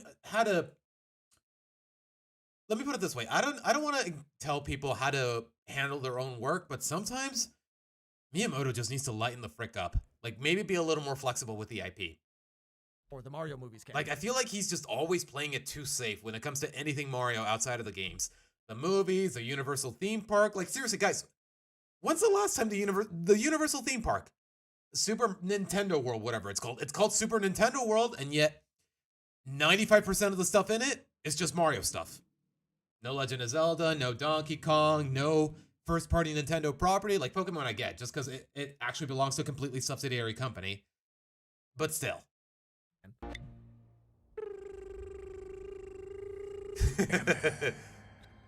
I am Ghost Vitruvius. Okay, I do a terrible Morgan Freeman impression, but then again, who can actually do a good Morgan Freeman impression? Who said that? I did. I am Ghost Vitruvius. Even just from a visual point of view, I find the Lego movies so much more fun to watch because, like, they're actually Legos, you know what I mean? The fire is Lego and the water is Lego. And the ways they found to visually represent the movie are far more interesting to me than the Mario movie, which is... the world building, in lore, it all literally just comes from the imagination of a child. But you know what? that just adds to the charm. Basically just like, what if this stuff was kind of real? But that's all beside my point. The point is that Yeah, like, the Lego little movie bit. is a kid's movie. Zootopia 1 is a kid's movie. Toy Story 1, 2, and 3 are kids' movies. And the further back you go, the more seriously people used to take kids' entertainment. Yeah. Some would say too seriously in the case of Zootopia, because let me put it this way, guys. Y'all already know how the internet tends to feel about Nick and Judy in particular. Make of that what you will. I'm not gonna elaborate. For the sake of keeping the stream TOS friendly, I'm not gonna elaborate on that. Started to put these things together. Aw. I guess it was this one R.I.P. Mr. Rogers. that gave me so much trouble. I was trying to do it very fast, and I got it like I just couldn't get it together. Huh. And I realized that I would just have to take Okay, I just realized I do not need the captions there twice. They're already there for me. my time to do it right. Like, it's well known that Mr. Rogers had child psychologists on staff when they were writing their shows to make sure they were telling kids the right things. Crazy how in just 10 seconds of footage, he summed up probably the biggest problem with kids' entertainment in Hollywood. Just pace yourself. Honest to God, just pace yourself. Slow down a little bit. Like, why does it feel like... Okay, I think I kind of already know why, because I did show this article on the Discord. In the right way. I mean, compare Blue's Clues to, like, Coco Melon. Yeah, you know what I'm saying? perfect. That's actually a pretty good comparison. Blue's taught kids things. It spoke to them slowly. It gave them time to respond. You know. And this is coming from someone who actually grew up with Blue's Clues, guys. Seriously, every morning before I went out to kindergarten, back in the day, when I was like 5 years old, one episode of Blue's Clues, one episode of Dora, and I'm out the door. Like, it's crazy. I'd like to believe how... It's crazy how well I turned out thanks to shows like this. Like, Blue's Clues, like, just slow down a little bit for the kids' sake. Like a kid show. But now we're in this world where parents use TikTok and YouTube as babysitters. And Like, honestly, the fact that a YouTuber with over 4 million subscribers is addressing all of this, thank you. Just thank you, man. Golly. Kids are just growing up with fast-paced, quite... Why is it a Nokia phone of all things? Literal brain rot. Like, there's a study from 2024 that shows that just 9 Oh. minutes of watching this kind of stuff quite literally causes children's brains to atrophy. And then movie studios feel like they have to Oh. speed everything up to keep the kids' attention, which only feeds into this whole cyclical Wow. So there's actually scientific research for this sort of crap. problem here. I mean, if anything, I think we should take... Like, more or less, guys, I was just pinning this on my own perception, or really just my perception on modern Hollywood, but I guess there is a scientific basis for it. them more seriously because they are kids' movies. No, I'm not trying to discredit it, guys. It's on the contrary, it's very reassuring. Because, like, the media you consume when you're a kid plays a huge role in shaping your personality, your sense of humor, how you see the world. Yeah. Like, I've always been really into 2D animation, specifically because I grew up in a time when that's pretty much all there was. Dare I say it? It's arguably most, if not all, it ever should have been. Because I don't know why the heck Disney ever thought to themselves, you know what? No more 2D animation. At least when it comes to their AAA movies. People make this? I want to make this too. I mean, until a Goofy movie came out, Goofy's entire character was just like getting hit in the head with baseballs or Yeah, whatever. just literally just hurting himself in slapstick, basically. Tried to do something a little deeper and made one of the most like core memory and childhood-defining movies of all time. My favorite Disney movie of all time, guys. I'm not kidding. It might sound like a coincidence. It might sound like I'm just humoring the video, but no. This is my favorite Disney movie of all time. And this one line alone, this one shot. Oh, play that. Okay, I think I used this line already, but inject it into my veins. Your little boy anymore, Dad. I've grown up. I've got my own life now. I know that. I just wanted to be part of it. But like, oof. That I'm not sure if it's just the fact that it hit a little too close to home, but there's also the fact that it's freaking Goofy. I don't know how they managed to make me take him seriously in such a legitimate context, but seriously, guys, go watch a Goofy movie. If you got a Disney Plus plan or whatever, or even on VHS, which I do, go watch a Goofy movie, man. My favorite Disney movie of all time. It's not even close. what is stuff like this doing for soft kid brains today, aside from keeping their attention with jingling keys for 90 minutes? Yeah, you're entertained, but you're not really thinking about what's entertaining you, are you?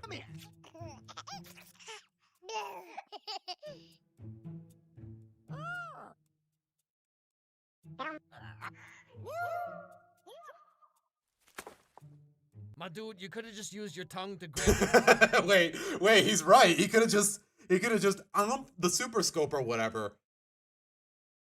I am just now realizing this scene is even more pointless than what I already said. Zapper itself and save us all from having to watch Mario babies. Yeah. Just yoink it with your tongue, shoot the babies, and we're gone. No provoking the dinosaur, no nothing. We're out of here. Like, the ship gets fixed eventually, like... Which are easily the worst part of any Mario game. Kind of. He's not wrong. I mean, I don't know. I know it's a common occurrence for people to complain about Baby Mario's crying in Yoshi's Island, but honestly, guys, it's never really bothered me. Mario specifically. Baby Wario and Yoshi's Island DS, though? You know what? Let me see if I can find it. Guys. Because he is... Hold on. I'm not going to say anything. Let me see if it's actually here. No, it's not here. But guys, seriously, if you ever played Yoshi's Island DS, there's a Baby Wario, and his cry is 10 times more insufferable than whatever Baby Mario ever could have done. I'll tell you that much. I'm planning on doing a video about Toy Story 2, so I watched it recently as well. Really? Watching Hoppers. And like, there's a huge, slow chunk of that movie where Woody is watching his old 1950s like TV show, you know? Okay, to be fair though, that scene only lasts like 2 minutes, man. It's not really that long. And he watches it for a really long time. And I just kept thinking to myself how like Pixar would never do this today because they're scared of kids, you know, looking away for even just 2 seconds. So yeah, fair. that is just like any slapstick every 3 minutes or less, which is actually a quote from Shigeru Miyamoto himself. Oh my gosh, he's actually quoting the interview I linked. About why the Mario Galaxy movie is the way it is. Another approach is to create things using small partial units. For example, 30 units of 3 minutes make up 90 minutes. And it's very similar to my own method. Illumination's technique involves a Oh my gosh, guys. I feel like that one meme where the guy just yanks the earbuds out of his ears out of sheer contempt.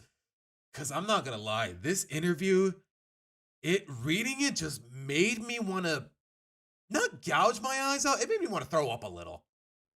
That's an exaggeration, by the way. A lot of swapping and rearranging of those units, creating something with incredible density. For example, parents sitting there out of a sense of responsibility for taking their children to the movie theater, or a story that's moving for the parents but the children are running around the theater. I've always wanted to make a movie that isn't like that, so in that sense, I think it's good that we decided to make a fast-paced 90 minutes that would be over in no time to catch up. Oh my gosh.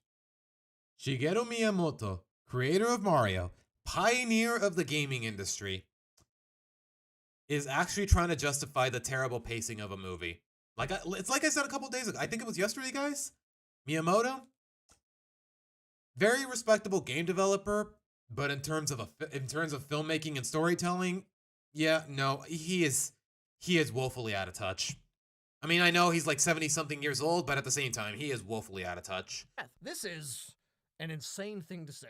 Yeah. And you know, I'm always saying like older kids movies were better, but like literally Illumination's own catalog of movies used to be better. I still maintain that. Just the first Despicable Me 1 and 2 are just the first couple Despicable Me movies. Other than that, I can't think of anything that was more than a 6 out of 10. Legitimately good movies. The first one in particular, I think, is great. Yeah, I'd say it still holds up. It's funny. It has all the dumb minion slapstick that kids and soccer moms love for some before it got really annoying. reason.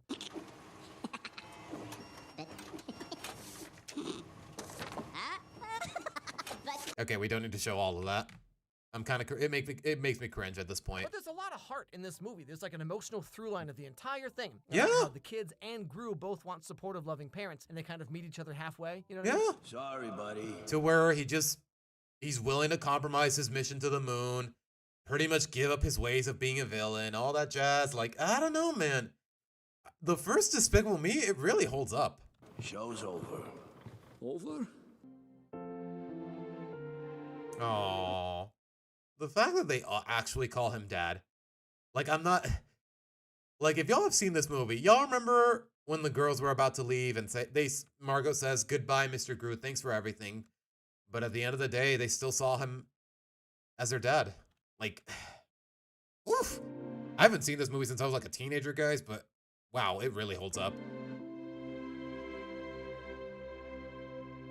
And that movie's from 2010, so like I'm not even talking about the 90s or whatever. It's like everyone used to care more and try harder when they made kid stuff, and now we just slow down a little bit. It can be so simple and clean. Get it? Okay, I'll stop. Accepted that kid stuff means what I just referenced there has nothing to do with what I'm talking about, so why am I trying to make that pun? It has to be garbage. Even like old Barbie movies that I never saw until very recently, and these were like direct to DVD, low budget, little girl. wasn't there like 30 of these? Movies. And my dude, some of these are legitimately hilarious. And Why? that's where I'm at with my feelings for you. So, Is the animation that bad, or are her eyes supposed to be dead inside? any thoughts? Hi there. Oh, okay, she's a robot. She's a robot. Okay, she's literally a robot. Okay, I was about to say, Barbie. what was with that shot? What's up? You so get me. We need to totally start over with our relationship. Hi there. I'm Ryan. What's up with you? What am I watching? Okay, but like, can we get back to the Mario Galaxy movie, please? Gosh. Trying to follow along with the Yeah, Mario. okay. Yeah, he did go on a bit of a tangent, but you know what? It's related to the material in question. So fair. Galaxy movie like I usually do in my videos. It's kind of hard, honestly, because like the movie's just them going from set piece to set piece with little to no reason why. Like, Yeah, point A, point B, point C. when Peach goes into the casino to fight the villains from that weird dream Mario had that one time. Or with Yep. Guys, Mario 2 is not real. Literally all just a dream Mario came up, yet somehow all of those characters exist in this world. I mean, I know I shouldn't be such a stickler for continuity, but you'd think they would actually catch on to that, or at least acknowledge it. when they meet Fox McCloud, you know? Now I roam your galaxy, trying to find a way home. Doing good when the price is right. Oh, I also have cool space boots. That line was so unnecessary, by the way. Oh, I also have cool space boots. Like, did someone at Illumination legitimately think someone would laugh at that? Hey, I know what boots are. Wow, this movie's full of things I know. That means it must be good. And then later, Mario and friends show up and also meet Fox. Mario, I found out where Rosalina is. Uh-huh. And this guy is gonna take us there.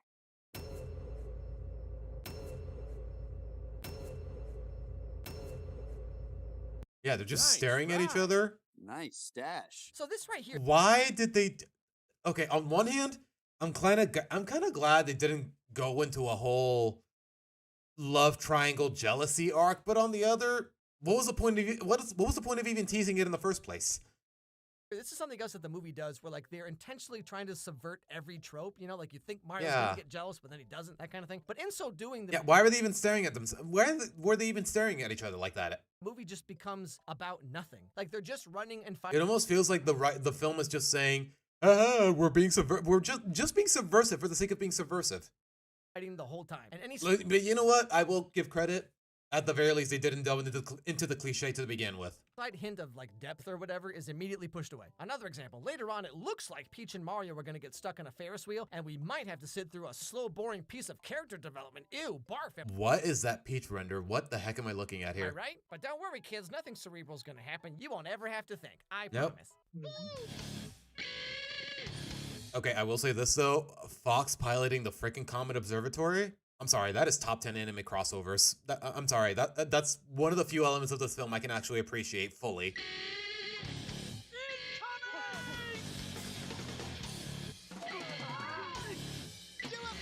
Those Koopas should be dead. OMG, he said the thing. I'm literally crying right now. Yeah.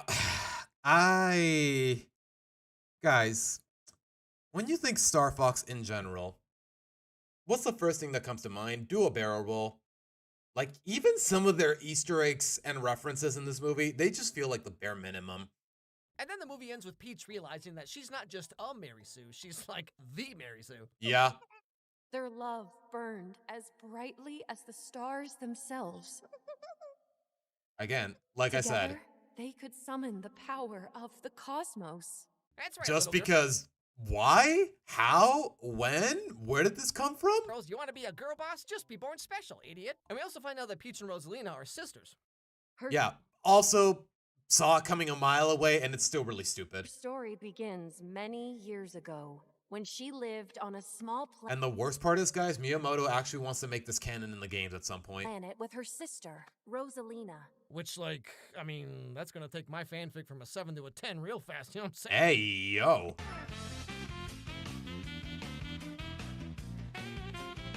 So Like I said, I'm not swayed by how beautiful the movie looks when it comes to 3D CG or whatever, but I Yeah. do love when they do like the fake analog stuff, like the okay, that little puppet show that Bowser did for Junior, I thought that was really cute board of the puppets, or even and really inventive, if nothing like else. the anime part's pretty cool, and like the entire ending credits of the movie, incredible. I mean, I have Yeah. to assume that this is all CG, but like seeing this kind of human jank, even if it's artificial, like I find myself appreciating it Ugh. much more as I get older. Even the credits felt like they were going by too quickly, guys. Like that's how terrible the pacing is altogether. With all these recent movies, like so much of the praise, Like I don't understand Miyamoto's mentality with that interview, guys. He said, "Oh, the film has to be 90 minutes long because we have to be quick pacing because we got to keep the children's attention span." But you already have to have them seated for 90 minutes. If you're that worried about their attention span, you're gonna lose it in a lot less time than that, anyways. is about like the CG is so beautiful, and like I don't know, man, I just cannot care less about that. Now this is 100% my own bias here because I care so much more about 2D animation. I guess because like there's fewer shortcuts you can take with 3D animation. Yeah. I'm always thinking about like how much of this is animated by a person and how much is just plugins and simulation algorithms. You know what I mean? Like the Yeah. Lego Movie is very low frame rate and looks like Legos. Wait, is it not stop motion? I think partially it is. I don't exactly know, actually. Monster House looks like Nightmare PS1 Hagrid. But to me personally, Oh, Aura, I've only seen like the first 20 minutes of the second Lego Movie, and I was already disappointed. these movies are far better movies than some of this recent stuff. Now, I'm not saying you can't or shouldn't like the Mario Galaxy movie. Okay, you can like whatever you want. Doesn't affect me at all. I don't care. Like, I'm gonna tell you, that movie is bad, and you should feel bad for liking it. No, I'm kidding. But if a movie is that insultingly bad, then I'm not afraid to take that stance when I feel like it. I'll leave it at that. I guess I'm saddened in Free speech goes both ways, honey. I'll tell you that much. a way that like not just that studios are making movies like this, but like people as a whole have just accepted it and everyone's just like given up caring. But then, Unfortunately, I mean, just look at the audience score on Rotten Tomatoes. It's like, what, 91%? I was kind of hoping it'd be at least a little bit lower. Maybe a 70, maybe an 80, because this has all the same problems as the first movie, except it doesn't have the excuse of being allowed to be generic. Especially considering the specific title it's based on. and also people think it's weird when you question it. Like, just watch the movie, consume the content, don't think critically about anything. Kind of like the idiots that rag on me for that Loud House video I uploaded recently. Oh, it's just a kid show. Oh, it's a kid romance. Why are you taking it seriously? Oh, it doesn't have to be deep or nuanced, even though the whole point of the video is that it kind of already was. I'm telling you, man, how do I put this without being too vague? There's just so much wrong with the internet in general. Just fill the void 3 minutes at a time. You know what? I gave this video a like prematurely, but you know what? It's definitely warranted. Oh my goodness, yeah. Alex Myers cooked with this one. I'll tell you that much. Like, people, from what I've seen on the internet, guys, people have very mixed opinions on this guy, but he cooked. He cooked with this video. Holy crap. I wish I could like it more than once. I mean, I could just open another YouTube account and do it there, but where's the fun in that? Wild Robot Puss in Boots 2 TMNT Mayhem. Actually, Tails, I never got a chance to see Mutant Mayhem, although, then again, it was Seth Rogen's production company, that's probably why, but from what I've heard, at least it's still very good. Like, honestly, even though Seth Rogen's studio was funding it, at the very least, it seems like his involvement in the film itself was minimal.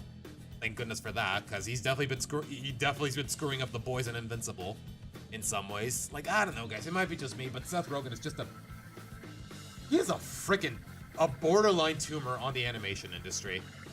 At the best of times, I mean. Because like I said, Mutant Mayhem, I heard it was pretty good. I really need to watch it at some point. Is it on Paramount Plus? The Mexican one, to be precise, because for some reason, the Mexican and the American one are completely different networks. And completely different memberships. But alright, guys. How long have I been yapping for? How long have I been looking at reactions? Yeah, we're about an hour and a half in, guys, so let's talk a bit with chat. I'll set up the Switch, and we'll work from there, guys. Hey, kids, like those Jurassic World movies where the villain is going to be a parody version of Chris Pratt's character? Remember the romance from one? Now they're ultra super... I'm telling you, Aura, what is it with this industry and just being so allergic to any semblance of traditionalism? Like, there's a reason it's traditional to begin with. It works. It's respectable. Like, as soon as you get your head out of your ass and stop being so afraid of being cliche, for lack of a better term, you realize you're going to be better off. That's all I can really tell you. It's all I can really tell you, especially when it comes to storytelling. Internet good, internet bad. Yeah, there's really no in between, is there? But I did see Wild Robot, by the way, and I thought it was favorite DreamWorks film. No, but it's still, I'd say in the top 10. I thought it was really good. Like, I definitely felt a lot of the emotions, even if it did get a little sappy at times. When will I do tier list of season 9? Is season 9 complete? Have I seen every episode from season 9? You know what? That's a good question. You know what? Let me look into it. I am just now realizing I am still in my PJs, guys. I just realized I started streaming my PJs, and I usually hate... I've mentioned this before, but I hate streaming in my PJs. It just makes me feel so unproductive. Okay, have I seen every episode? Yes, yes, yes, yes. Okay, well, I was about to say, why is it buffering?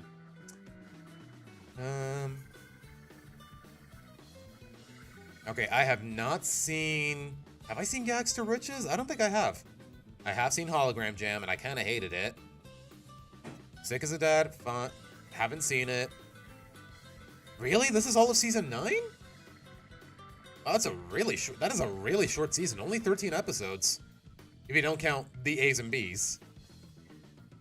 I guess I am mostly done, guys, so... As soon as I get access to...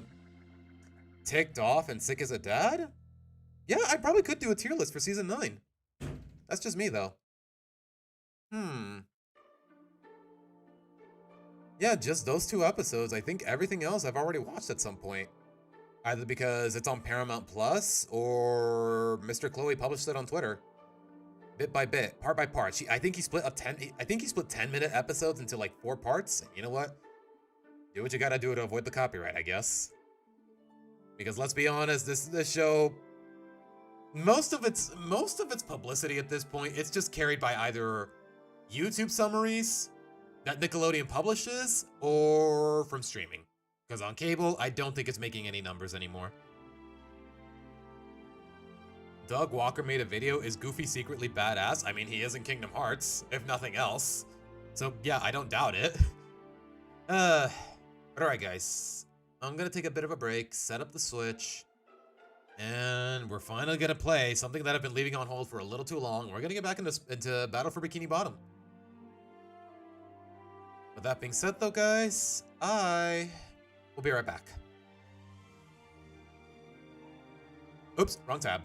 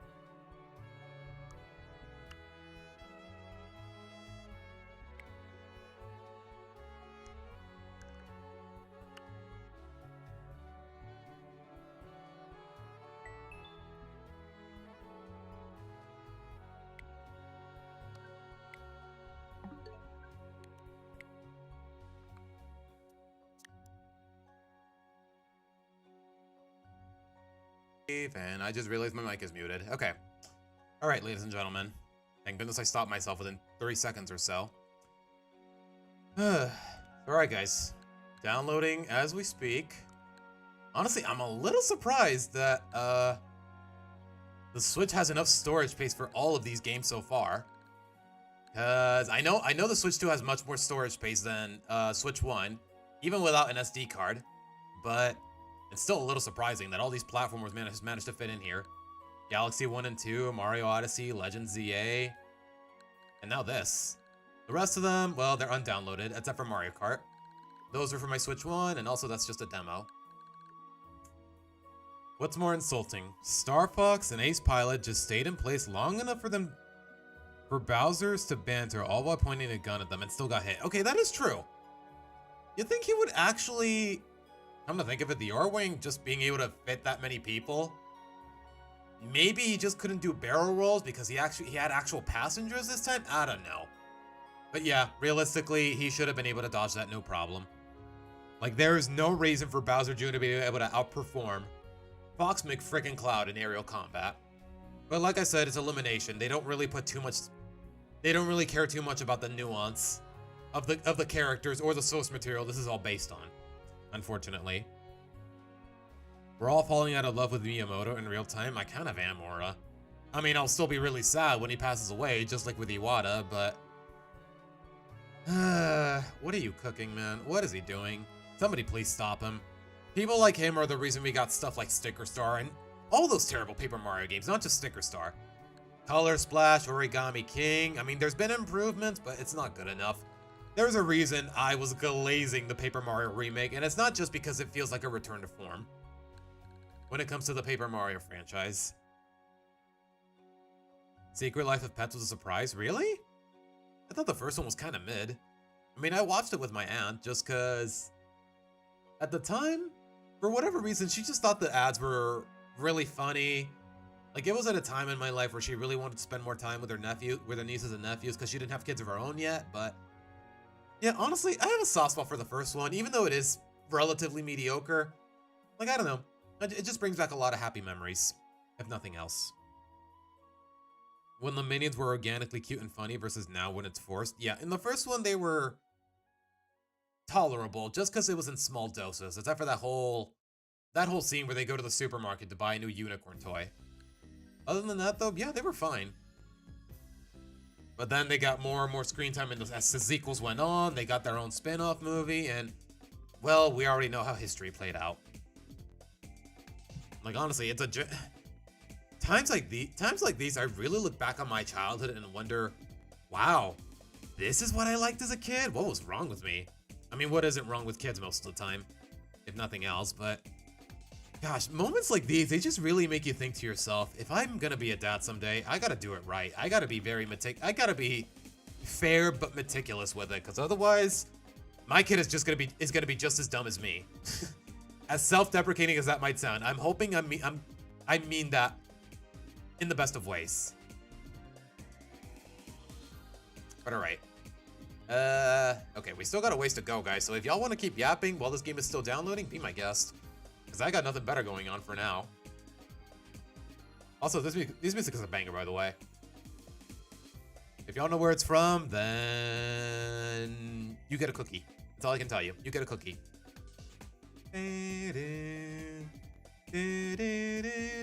Tails, it is from a Square Enix game. Maybe you would know. I said maybe.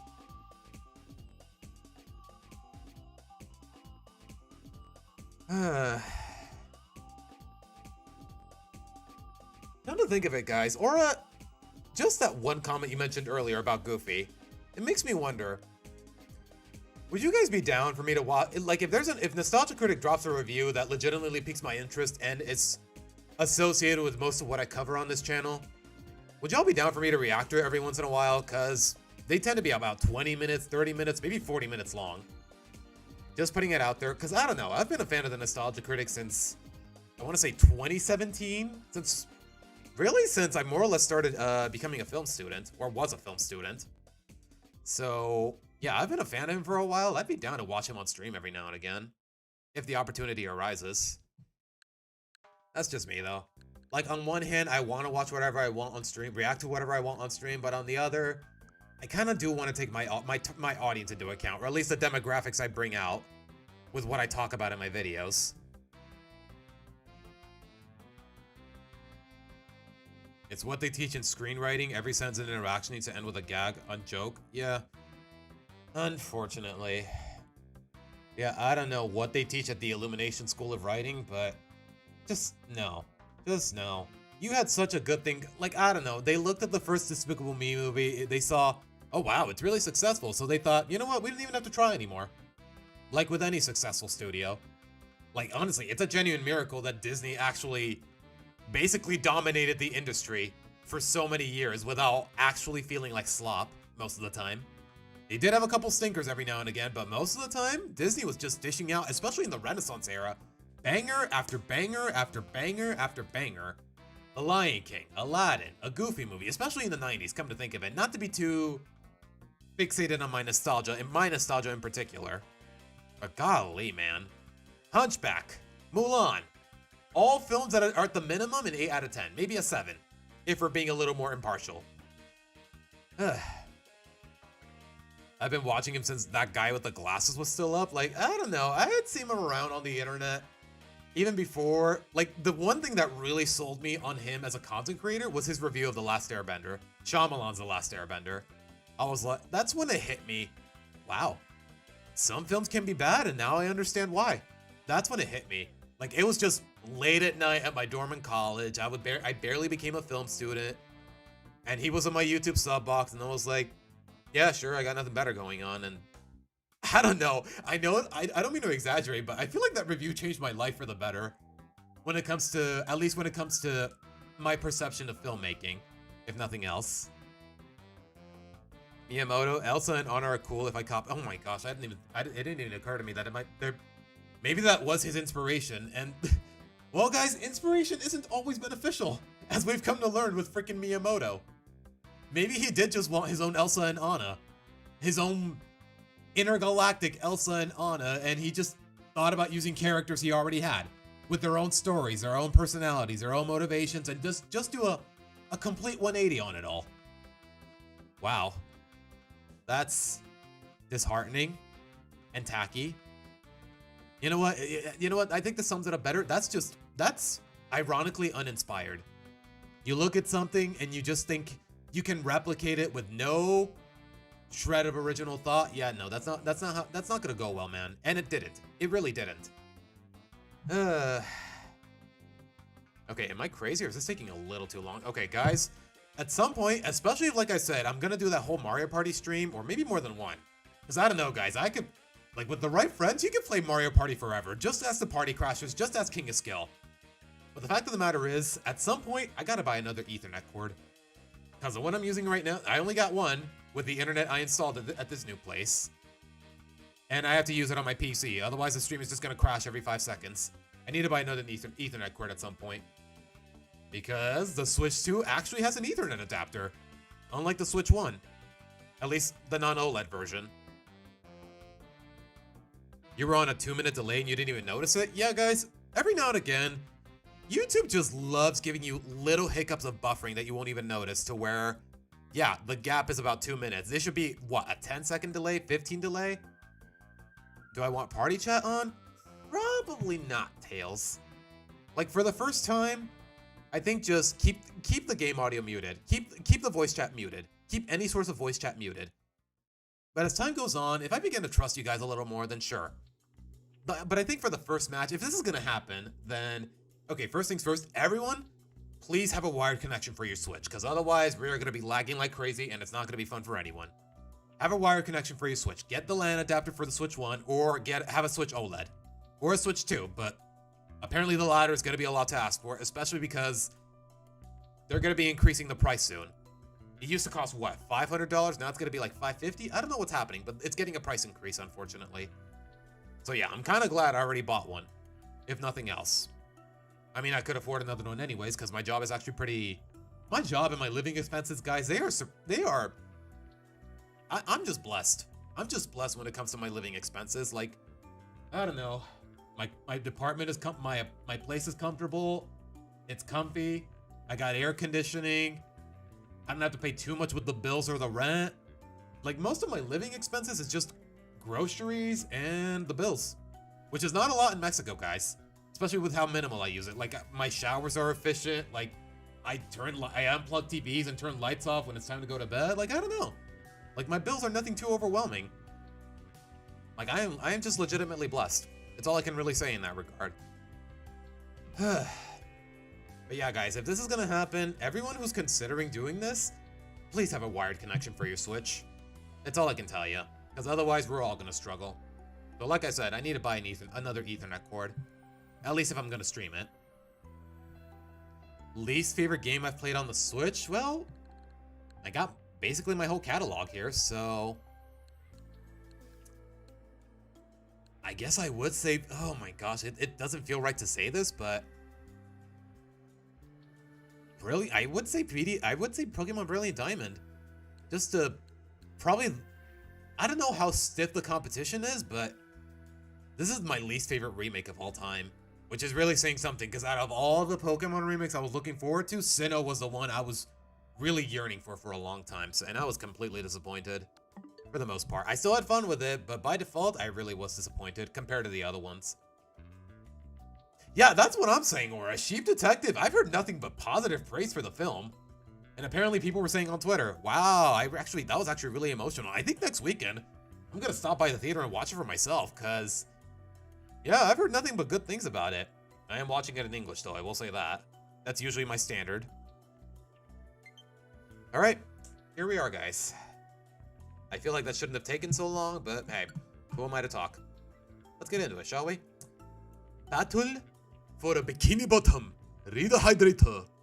Why am I saying this in the Japanese accent? A very stereotypical one. Okay, I'll shut up. I'll shut up.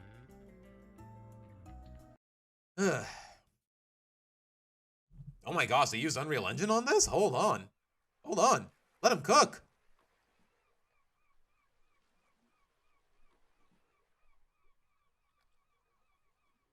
Wait, did THQ rename itself? Probably. It's kind of like a Squaresoft Square Enix situation, probably. I have to skip this because otherwise I'm gonna get copyright claimed. I'm gonna keep speaking over it because shut up, please. Seriously, guys, you hear so much as a shred of the SpongeBob theme song, you gotta skip it because copyright is a bitch. Today it will be transformed into a theater of pure horror, wherein our little yellow friend will play the starring role. So, question. Did they rip the voice acting straight from the original game, or did they actually do the voice lines from scratch? Because I'm willing to bet they were able to recast a lot of the old actors from back in the day. Today is the big day. I have devised an ingenious plan to finally steal the Krabby Patty. Okay, I will say this though, the audio quality is so much better than the GameCube version. I'll give it that. So well. With my brand new Duplicatotron 3000. I don't know about that one, Tails. I don't know. Like, maybe you're more experienced in those technicalities than I am. One last review of the checklist. Okay, that's what happened, Swamp. Item number 1 is Plankton a genius? Answer yes. Okay, checklist complete. Throw in the switch. Wait, I just realized. Wait, is the audio completely disaligned with the footage? Okay, to be fair, we did see this cutscene last time we played this game, so... Okay, that says a lot. Gary, that says a lot. It sure looks like we're I'm starting to realize why this game would cost only $30. a doozy of a pickle. I think I'm gonna have to learn a lot in order to fix this mess. Meow. What a fantastic idea! These signs will provide important tips to help me out. Okay. How do I read the signs? Wait, SpongeBob, you can't read? Okay. Press this button to read the signs. Sometimes I gotta remind myself, this game was meant for just more than just Nintendo consoles. So if I want to come back and talk to you again, just walk up to you and press this button. I'd better get started now, Gary. I think that this is going to be a very long day. Uh-huh. Okay, like I said, audio quality, like, in the GameCube one, the music was so much louder than the dialogue. But now it's the other way around, and that's how it should be. Explore the bedroom, the attic. Yeah, just like last time. Alright, guys. We did go through the tutorial in the GameCube version when we played this a couple weeks ago. Snack, but there's no time! Why'd you have to say it like that, bro? Alright. Uh-huh. Okay, like I said, guys, I'm more or less gonna skim over the most of this because we did play this a couple streams back. Or at least the tutorial and whatnot.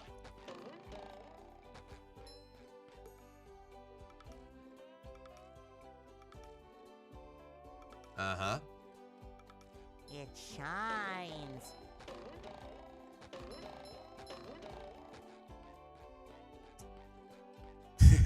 Wait, was that in the original? Y'all can hear SpongeBob's moving sound, can't you?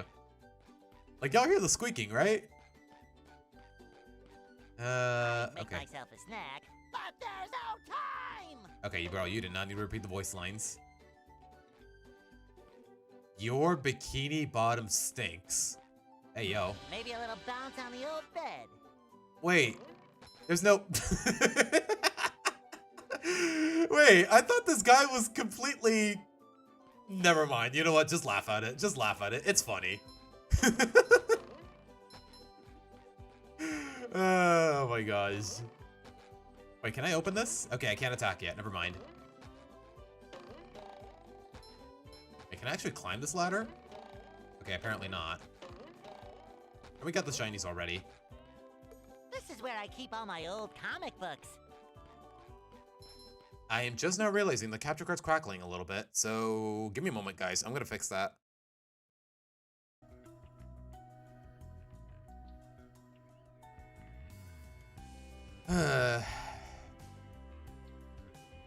THQ went bankrupt and parts of it were bought by a different studio that renamed itself. Really?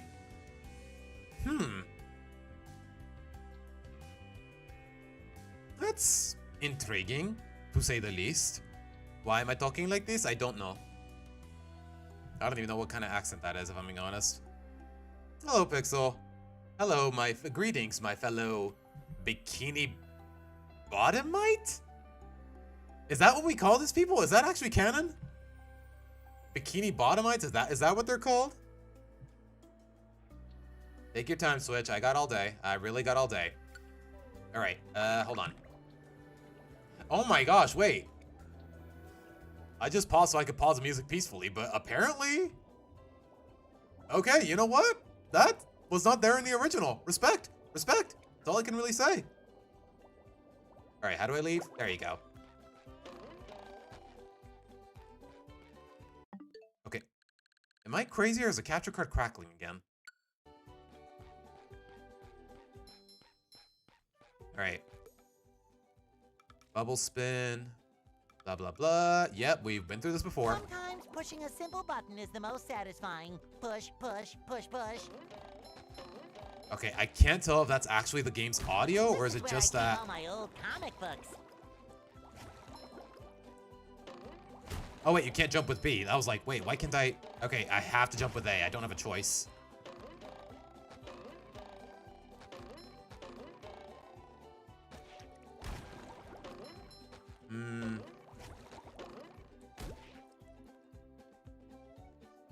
Okay, it's not like with Mario games where I can jump with either A or B. It has to be A, unfortunately.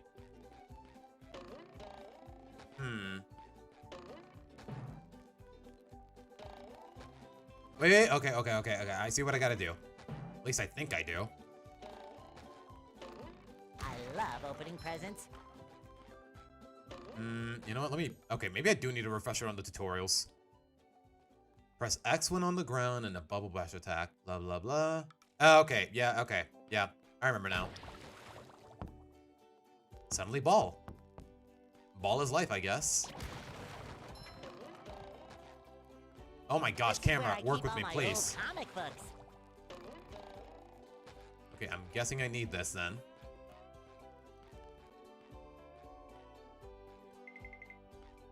Wait, hold on.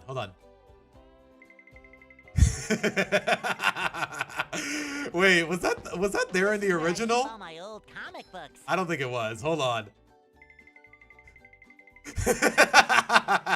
Okay, this game is goated already. Hold on. Hold on. Maybe a little bounce on the old bed.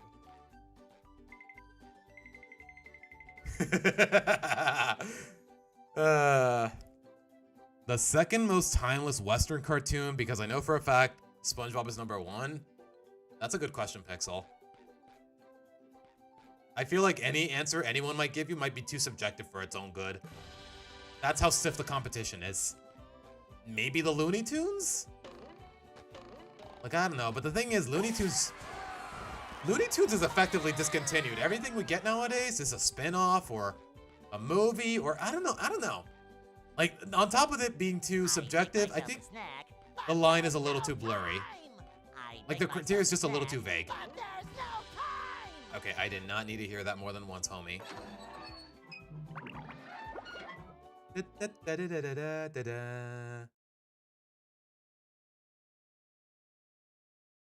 Take your time, game. There's nothing like the sounds of your own neighborhood. Go away, SpongeBob. You're polluting my thinking space. Trying to steal the Krabby Patty formula again, eh, Plankton? Well, you won't get away with it. I've got bigger fish to fry. I've got to figure out how to regain control of the chum bucket Wait. from those. Bigger fish to fry? My brother in Christ, you are plankton. You live in the ocean. Your friends and your acquaintances, actually what friends? Your acquaintances are fish. Is that really the metaphor you want to go with, homie? Just saying. Robots. Where did they come from? Where? I don't know. Not for me, though, that's for sure. I will say this game definitely needed a remake, because it is already, the expressions are already miles better than the GameCube ever could have mustered, or the Xbox, or the PS2, whatever consoles this was on at the time. Up out of nowhere and started calling me rude names and throwing things. Uh-huh. They even bent all my... That's the thing, though, Pixel. Most of, dare I say it, most of Scooby-Doo was never just that funny or appealing to me. Spoons. That's terrible. Oh, won't you help me stop them? Before they bend all my forks? Your forks? Not the forks! Of course I'll help. But wait, I'm supposed to collect a whole lot of golden spatulas. Uh-huh. Golden spatulas, eh? SpongeBob, if you could get me back into the chum bucket, I'll give you a bucket full of golden spatulas. So, homie, you really have no reason to trust this guy. I'll tell you that much. You've got a deal. Uh-huh. Oh. You know, I probably should have picked up on the fact that that was explosive.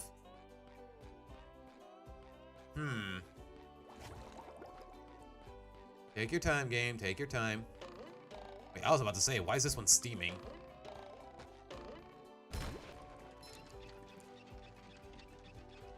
Okay, we did this in the original, guys. So, please pardon my lack of amusement.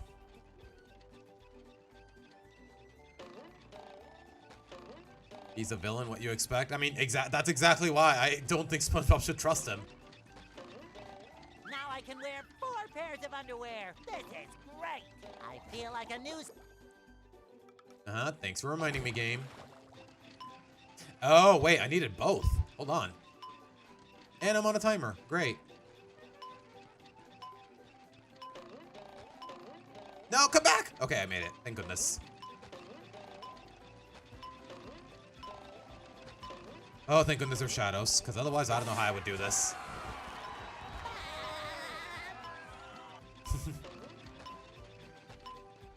Alright, what you gotta say? SpongeBob, this flapping robot crisis is making the Krusty Krab lose. Yeah, okay, they definitely just ripped the lines from the original game, because otherwise I feel like they would have recast Mr. Krabs.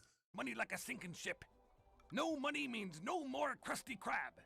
No more Krusty Krab means no more fry cooking for you. No more fry cooking? But because you're gullible, I'm gonna help you out. And of course make a small profit in return. I've got a few golden spatulas that I'll be willing to trade to you for some of those shiny objects. Uh-huh. So, how many do you want? Your treasure chest's looking a bit light, boy. Okay, he wants more. 3,000. Wow. Okay, you know what? He's greedy. What did I expect? It's kind of his whole thing. Hey, SpongeBob! I just dropped by to give you a bubble hand. Sure. Just let me pick up the shiny stuff in the middle of the freaking cutscene. Sure. You see, you're going to need to learn some new bubble-blowing moves if you're going to journey to the 9th dimension and defeat the giant monkey man. Huh? But all I need to do is figure out how to get rid of these robots. Uh-huh. Oh, yeah, sorry. I've been in the soap bottle a little too long. Something about new bubble moves? Right!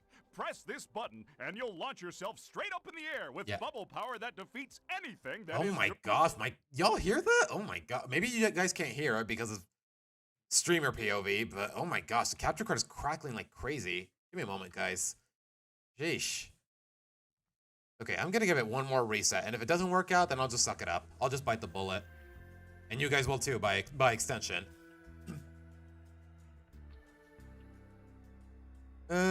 Yeah, Pixel, like, I don't know. Like I said, the criteria is either too vague or too subjective. Like, if we're going off of memorable, actually timelessly funny, yeah, I would say Looney Tunes, just because Scooby-Doo, I feel like it's just more cliche than it is high quality. Or at least when it comes to the classic episodes, the classic seasons. Same goes for SpongeBob, the more I think about it, so I don't know. The more timeless, like I said, there's a lot of criteria you gotta take into account, and a lot of it is subjective. But alright. We good? You wanna cooperate, Switch? Thank you. Directly above you. Try it out. Okay, I already knew that, homie, but thank you. Butt smash. Why did I sound... I just felt like quoting Wario from Mario Strikers there for some reason. All right. Hey, Pat. What's up? The one you're... well... they're more like... Sure. Yeah, he's just gonna tell me about the socks. Yeah, we did this in the first one. Fine for Patrick. Oops. It shines.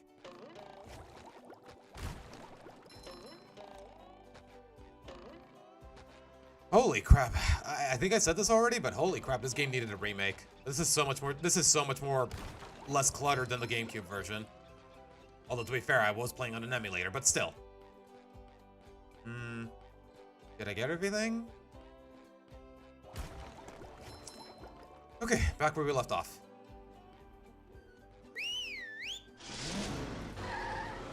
Okay, did I really need a cat for that? He's literally right in front of me. But yeah, Pixel, in terms of overall quality, yeah, Gravity Falls and Avatar, they are still my top 2 animated shows of all time. It's not even close. Actually, it might be close, but still. A bit tender from the stings. We're back on this BS. See? See, look at that. Squidward is so much more expressive here.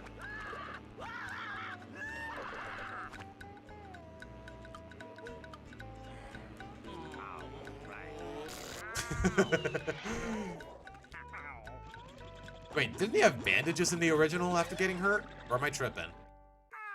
You know, I can always just look back at the VOD. Squidward, are you okay? No, I'm not okay, you barnacle head. Do I look like I'm okay? Well, your nose does look pretty big. I mean, bigger than usual because it's usually pretty big. Okay, there's the bandages. Oh my gosh, you're bald! I've always been bald, but now I'm stung all over. Well, according to the Jellyfisher Field Manual, severe jellyfish stings can be treated effectively by applying a thick layer of king jellyfish jelly to the affected areas. Why was the text for the king jellyfish jelly yellow? Because if y'all don't know, jellyfish stings can be treated with... Never mind. Never mind. That's a not so fun fact you shouldn't know about. If the time ever comes, you probably know. Hopefully you'll know. Death under the vicious tentacles of King Jellyfish. I'll stay here, balled up here in excruciating pain. You do that. Don't worry, Squidward. King Jellyfish jelly for you to rub all over yourself. Hey, yo.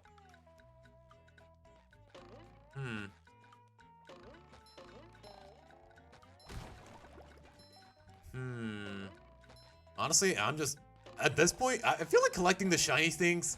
Shiny... Whatever they're called shiny. I feel like it's gonna get addicting. What's up? Wait, do they actually fly to me, or do I have to actually get close enough? I actually don't know. Okay, I do remember from last time, though. Don't screw with the jellyfish. I love opening presents. Oh my gosh, I can't reach. No! This is a teleport box. Okay, we knew that already. Because like I said, guys, we did play the GameCube version a couple weeks ago. You know, before the emulator started having issues. We can't jellyfish today. I'm going fishing for robots. Fresh like a spring breeze. Can I actually reach this? Okay, I can. Wow. I feel like a new sponge. I hate the fact that it play. I simultaneously hate and I love the fact that you hear the whistle when he gets health.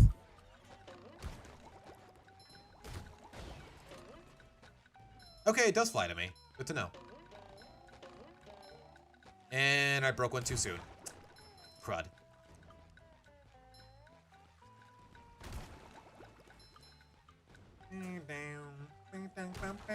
Why did I break that? I'm so dumb. Ugh, sorry, man. Forza habit. Sheesh.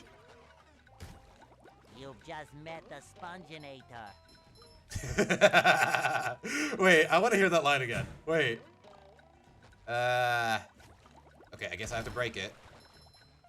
You know what? I'm at full health anyways. I can live without the underwear. That sounds so weird out of context. Please do not clip that. Yeah, I'm willing to bet it is Hinpixel. It probably is Tom Kenny, because he is really good at making impressions of whatever. Boy, Patrick will be glad to have this back. Does he, though? Does Patrick even wear socks? Does anyone wear socks besides him? Pretty much 90%. I'm pretty sure like 90% of the cast goes around barefoot. Plankton does, Mr. Krabs does, Squidward does, Patrick does. Cha-ching! This world building is so inconsistent, but like I said, it's like I gotta keep emphasizing that this, guys, and I may as well have a sign. It's SpongeBob. It's not that deep, bro. Steady.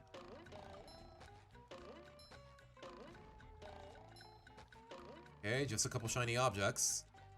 Okay, I definitely have enough for this. Sure.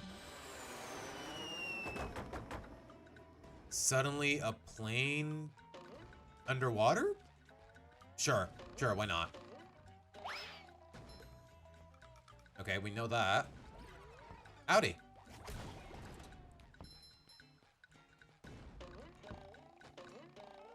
Oh, right, I'm at full health. My bad. Wait. I just realized he makes bubble feet? You know what? Maybe I shouldn't bring up maybe I shouldn't bring up my own interpretation of what I thought that was earlier. I legitimately thought he just gave himself bubble butt. Gave himself a bubble butt when he was stomping, but no, it's feet. I don't know why I thought anything else. Speaking of not thinking though, why did I break that before jumping on it?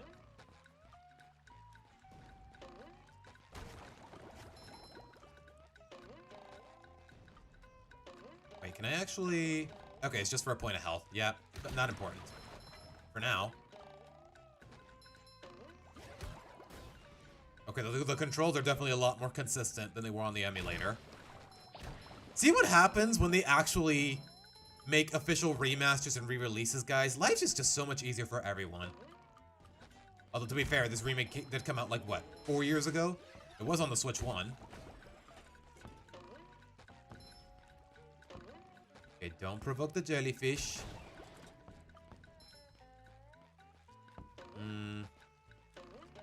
Should I? Wait, what's up here?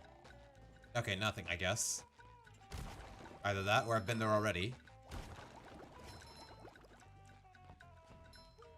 Just SpongeBob and Sandy? Really? Wait, does Mrs. Puff wear shoes? We were just talking about her earlier. Does she wear shoes? I honestly, in all these years, I've never paid attention to her footwear. And again, I feel like if I did, people would get the wrong idea out of it. It really is just those three, I think. And maybe the occasional background character? Gary, Oh, speaking of Gary. Meow. Wow, a bungee bungee jump for a golden spatula. I must. Okay, Gary's not much of a character, guys, in terms of personality, but he's still very cute. He's the Yoshi of the SpongeBob universe, if that makes any sense.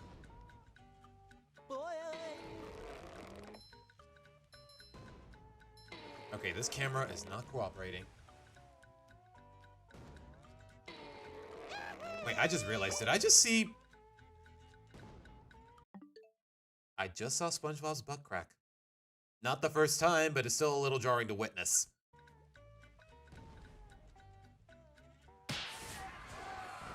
Okay, I'm not gonna lie, the camera and the sound editing was a little clunky there, but still decent.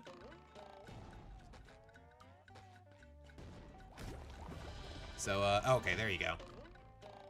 I think this is around the part where the emulator started having issues and I had to end the stream. I think. Another checkpoint.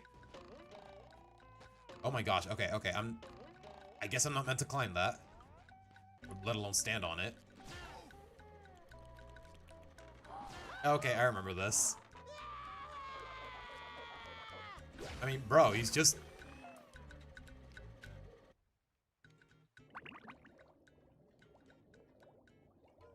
I'm not sure what to make of that. I mean, he whacked him with a metallic piece of meat, as oxymoronic as... Wait, I just realized that's it. I was about to say that's very oxymoronic, but that's kind of the point. You know what? Respect. But seems like he's fine. Yeah, I don't see a scratch on him. Take that. You're welcome, Mr. Unnamed NPC. Howdy. Don't provoke the jellyfish. Okay, it's a good thing I could keep some of it intact, because I need those shinies. No, I meant to...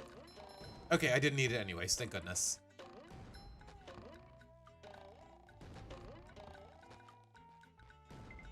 Okay, it looks like I'm meant to walk on this. The little sneaking sound. Hold on. I'm never gonna get tired of it, am I?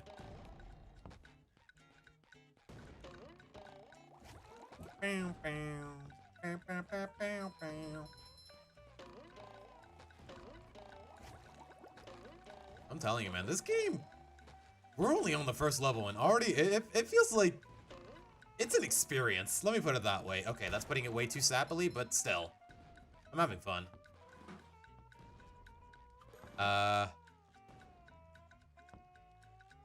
What? Okay, where do I learn bubble bowling? I guess the game won't tell me. Fine, be that way.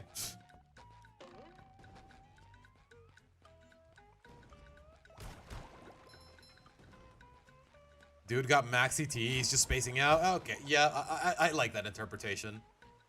I can work with that.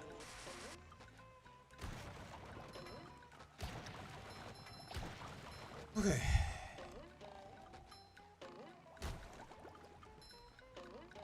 Wait, hold on. I gotta keep reminding myself to keep these things intact, because it might come in handy. Although in this case, I guess it doesn't. And they just stay suspended in the air anyways. What's up? This is goo. Yeah, you told me that already, but... Ow. Okay, for some reason I thought jumping on his head would actually do damage or KO him. Ow. Okay, I'm definitely faltering a little bit.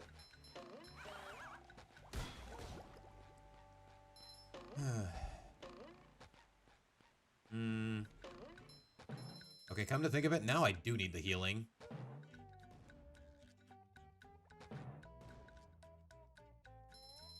Wait, have I been here before? I don't think I have. Otherwise, I would have picked up these shinies already. I feel like I'm just traveling in circles, but hey, what are you gonna... Oh, yeah, I definitely haven't been here yet. Patrick needs to do laundry. So, Where does the other one take me?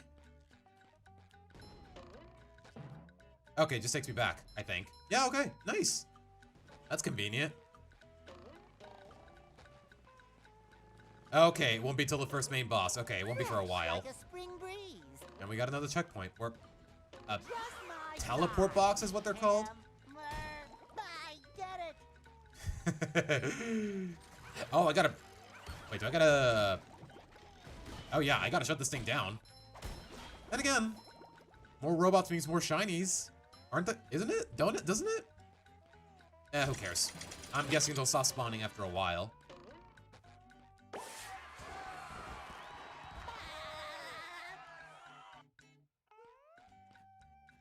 The jellyfish gate. Actually, the formatting on my screen is a little flimsy. What did that say? Did it say games or gates? Oh, Mermaid Man. I know his voice actor passed away a while back, so I do feel a little bad about this. Huh? What? Oh, yeah, it's that sponge kid. I don't think it's the same guy, though. I can't believe I forgot his name, though. It makes me feel kind of bad. Oh, what was I supposed to tell you? That Patrick is surrounded by robots and needs my help. Huh? Oh. Wait, I thought Patrick was back at home. Whatever. Screw continuity. Something to do with massaging my feet. Well, if massaging your feet will save Patrick, then massage I must. Okay, is it just me, or is Mermaid Man a lot more rotund in this interpretation? Like, there is no way he was that round in the TV show. They're making me hit myself. Massaging your feet isn't working. I think I'd better try a more direct approach. By clipping my toenails? Here I come, Patrick! Okay, simple enough. Wait, hold on. Okay, there's nothing. Every time I see a Tiki, guys, I just gotta think to myself, you know what? I gotta think before I gotta think before I whack. Why did I word it like that? I gotta think before I swing. Swing the bubbles. Moving on. Sometimes I just can't English. Ernest Borgnut? Yeah. Yeah. May he rest in peace. When SpongeBob, Patrick, or wait, you can play as Sandy? Really? I mean, yeah, it checks out, but really? Is it just those three, though? Wait, so... Wait, is he using his... Wait, he's using his tongue like in that one episode. Okay, that's funny. That's funny. Hold on. That was a ton of fun. I should do it again sometime. Okay, that's funny. Hold on. Kind of disgusting, but it's still hilarious. Get to Patrick to help him, but he's unreachable. Wait, where is he? Maybe these switches will create a way? Okay. Okay, good to know.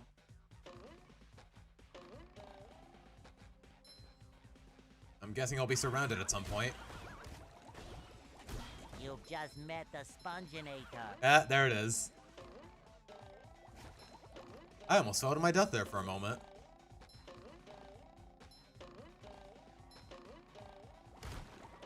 I feel like a new sponge.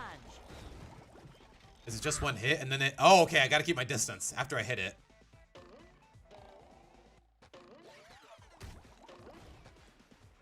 Okay, hit it once and then walk away. Simple as that. Fresh like a spring breeze. So, I got one switch.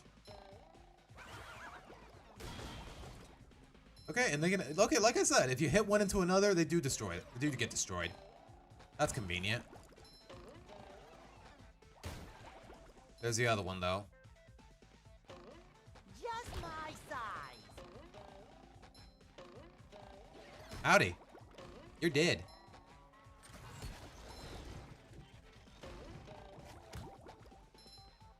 Okay, I'm missing one, I think. Excuse me. Wait, was there one up here? There was. Okay, I was already there. I'm dumb.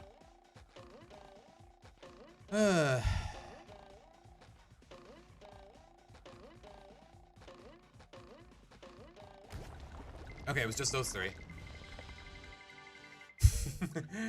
I love that little music. Ta-da!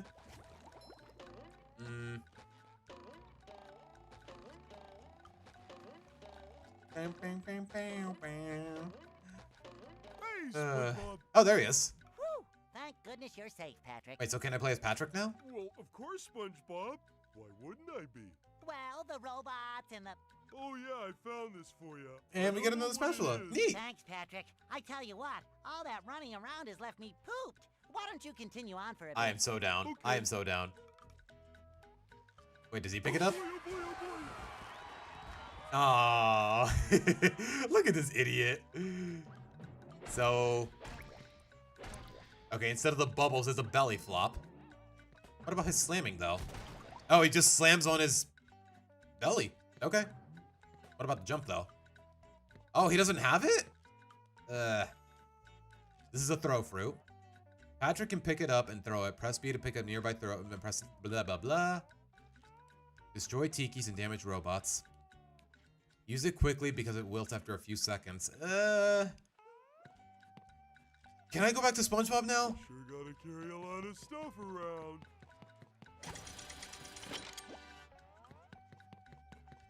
Okay, there's actually a reticle. Okay. How many of these do I have? Can't I just break that with the belly, though? Patrick can also pick up and throw tikis, but only tikis that don't have other tikis. Okay. Wait, can I throw it at the jellyfish? No. You know what? Let's not pester the wildlife. Wait, can I jump with these? No, I cannot. No, I cannot.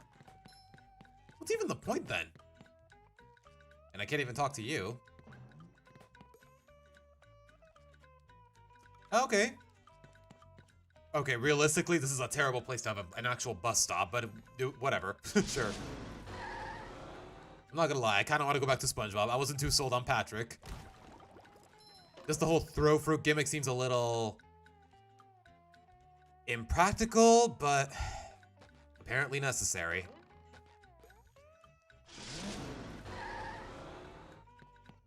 Alright, okay, I guess I kind of have to.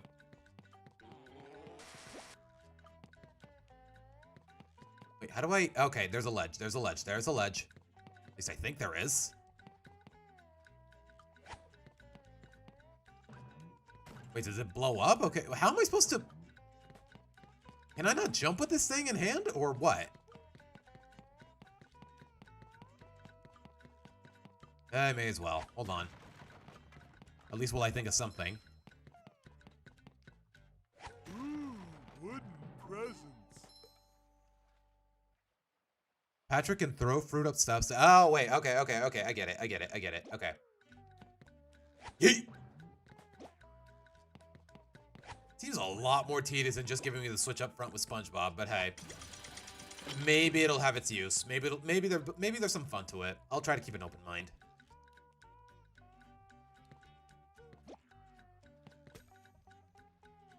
Patrick teeter-totter that only Patrick can use. Have Patrick throw fruit, stand on the pink starfish side, then throw the fruit at the target side. Okay, good to know. Do indie shows get out of its pilot phase because 95% of them seem to indefinitely be stuck in their pilot episode? Yeah. I was kind of under that. I guess it just hinges too much on the success of the pilot. And really the marketing and the merchandise. Like I said, half the reason Digital Circus actually got as far as it did was because of the merch sales.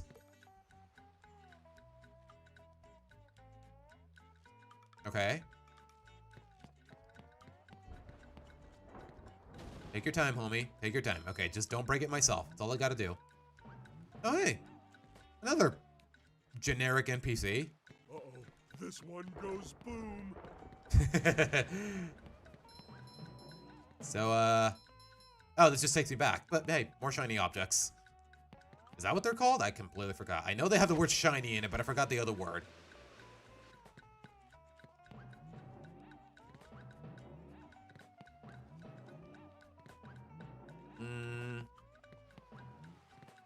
Am I supposed to throw fruit at these? Pick up a Thunder Tiki and throw it up. That would have been nice to know before I set them off. Oh, you again. The rock is talking to me. Down here, you big pink lummox. Oh, hi there, Lummox? Plankton. Okay, hold on. Let me hold on.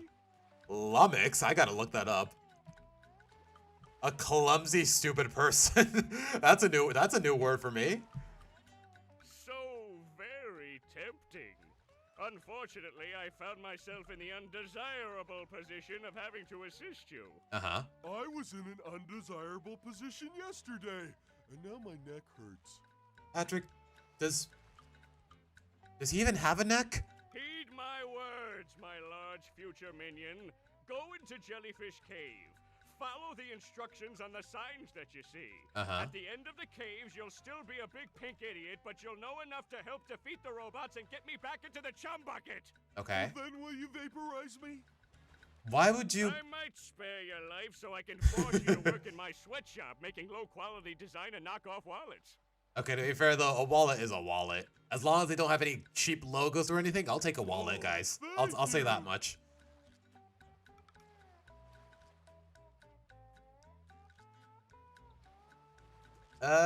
Yeah, I don't know either, Swamp. I don't know. Definitely not, if you ask me, probably not Knights of Guinevere.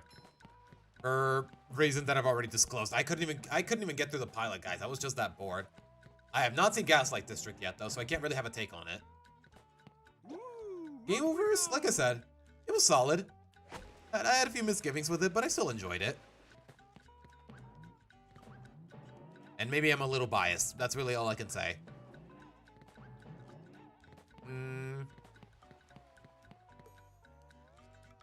Okay, I figured that's how you do it. I wonder what this does. Ooh, scary dark cave. So, can I attack those lava balls, or? How many of these do I have to carry? Yeah, that's a good question, Patrick. I don't know either.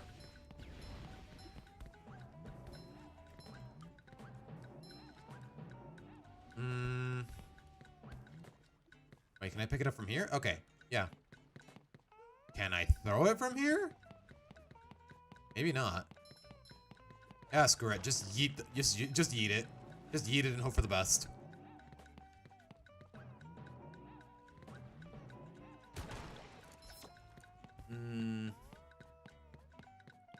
So, oh, wait, I do need fruits. Hold on. I do need ammo. Do I need more than one, though? Okay, no. There you go. How am I supposed to reach those, though?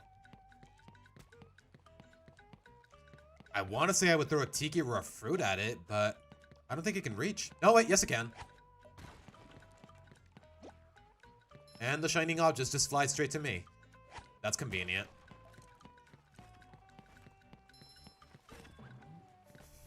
Don't toss the lava balls. It worked. Do not touch the lava balls. It would be unwise, but definitely Patrick. Yeah, it would be in character for Patrick. Oh my gosh. I'm guessing I can't get that without SpongeBob.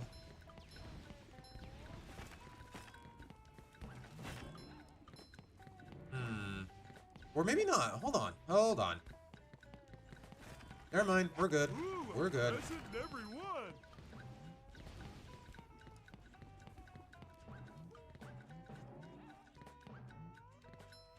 Wait, can I stand on these for as long as I want? Or, oh my gosh, of course. Wait, hold on. I want more shinies. Like, you really can't get enough, guys. Mr. Krabs says he wants, what, 3,000 just for one spatula? I'm just now realizing I can't jump. I can't jump when I'm holding this, and...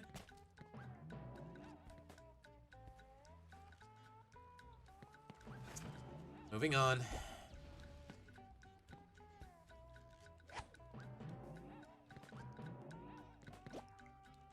Okay, this is very impractical, but at least we got it.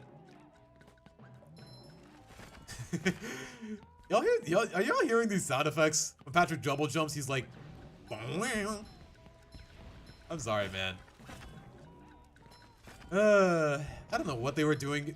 I don't know who coined the idea of a full collectathon SpongeBob platformer, but they were cooking back in the day. This game totally deserved a remake. really needed it too. Hi.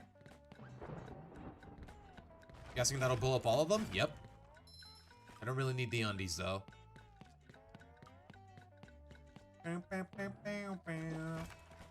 Wait, what's he saying? Oh, good to know. So I actually have to bring it with me. But first...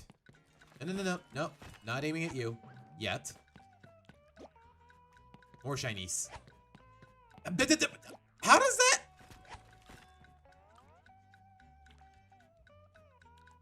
Their cursor was on it. And you mean to tell me... Wait, did Patrick just... Hold on. I need to keep him idle for a bit. Okay, that's not what I was thinking about, but... Give it a moment, guys. Hold on. I thought... Okay, either I'm crazy or I saw what I saw. That's not what I saw, but that's funny. Hold on. See it. Show it again. Show it again. Please. Okay, that's not what I saw either. Wait, does he... How many idle animations does this dude have? Hold on. Give me more. Ew. Okay, don't give me that one. Ew. Dude. Okay, I'm not gonna lie, Patrick can sometimes be really disgusting.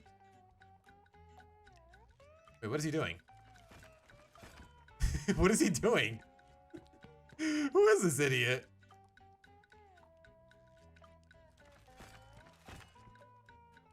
What is he doing? Who is he? Okay, come on. I could have sworn I saw, yeah, there it is.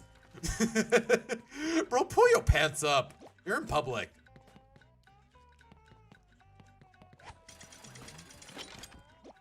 Not what I meant to do.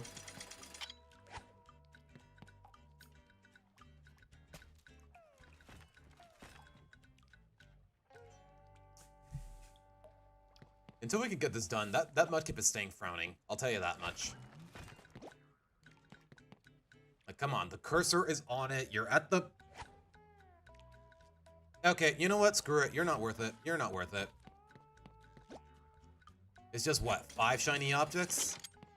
I know I said I need all the ones I can get, but I can cut a few corners here and there.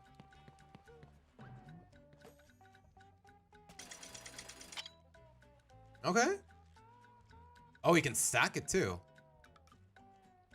I feel like that might get a little clunky, but let's try it. Also, I need to be quick about it. I'm guessing I'll need more than one here, or maybe... Okay, it already stacks. Thank goodness. You sure gotta carry a lot of stuff around. Okay, I need another one. Hold on. I need to be quick about it. Barely made it, thank goodness. Oh my gosh, this. Okay, legally, I'm not allowed to get all the tiki, so I'm not gonna lose sleep over it. Ouch. So bright. So Don't touch shiny. those. That's much better. Oh. Okay, it was funnier when SpongeBob did it, I'm not gonna lie. Just the way he was sliding with his tongue. A public cave, you say? Oh, you swamp! Don't. Yeah, you're not wrong. You're right. You're right. No, you're right. You're right. I'm dumb. Then again, maybe it is a public cave, because otherwise, what are these people doing here? It's Jellyfish Fields. Isn't it basically like a public park? I don't know, man. A freezy fruit. Okay, so... there's another sock. Hold on. I think I might need that. Okay, it freezes the whole lake. Okay, I thought it was just like a fixed area. Oh, goody, another one! Look at the way he runs on the ice. That's cute. Wait, if I throw another one, does the timer reset? Yeah, okay, good. Look at the way this moron is running, though. Bam, bam, bam, bam, bam.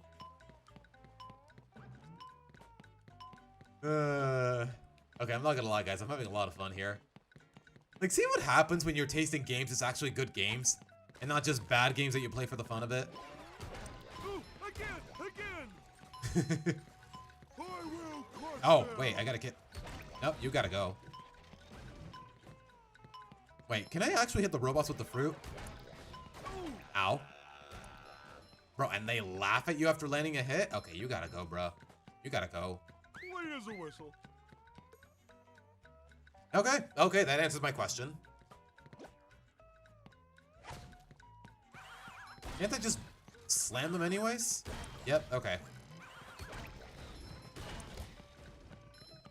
Yeah, okay, simple enough. Patrick can pick up robots he has stunned and throw them to other robots. They all die in one hit, though, so... How am I supposed to stun them in the first place? Okay, maybe I need to. Hold on. Oh, okay. My back feels better. Ow!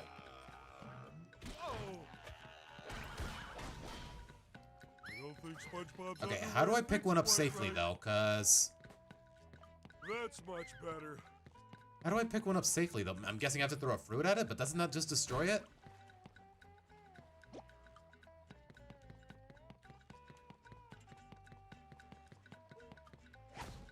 Yeah, that just destroys it, so... Oh, maybe I have to dodge it first? Or survive? More rhetorically, I need to survive. Okay, I'm not sure. Yep, okay. I'm not sure what I was meant to do there. Okay, stop near them. Okay, yeah, the game did not tell me that, so... Please excuse me for not knowing any better.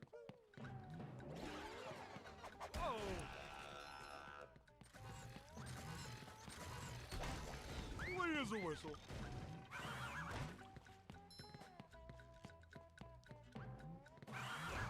Okay, even closer, I guess.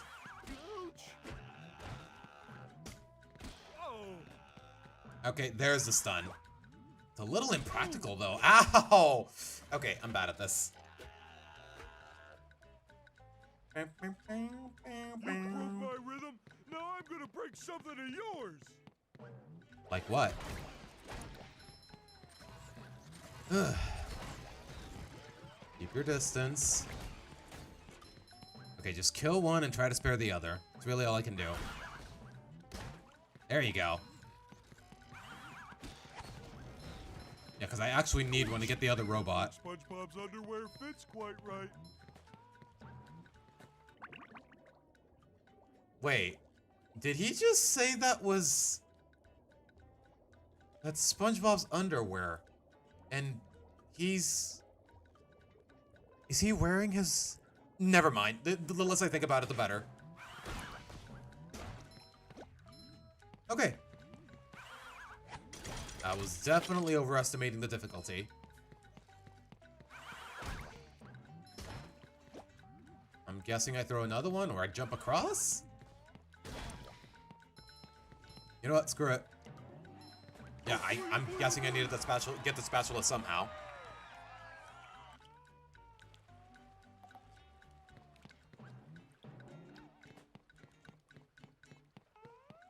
Yeah, it doesn't? Okay, it's not just me.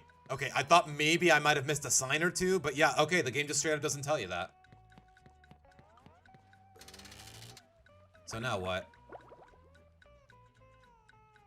What time is it, by the way? Okay, we're at 2 hours and 42. Squidward tells me you're looking for the king jellyfish. SpongeBob is. I don't know about Patrick. Yes. Good thing, too. That monster has been stinging all my good customers in their poop decks. Hey, yo. I hear that you can find him up top of Old Spork Mountain here. Go hook that beast, sailor. I take it that's the first Boy, boss? Mr. Krabs, I'll see what I can do.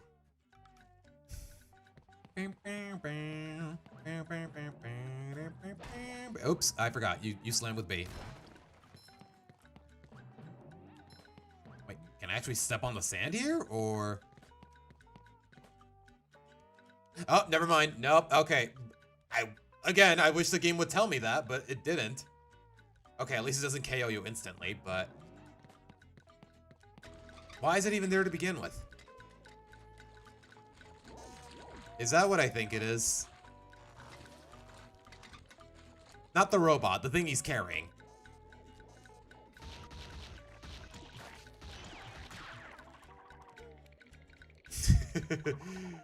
Oh, tartar sauce.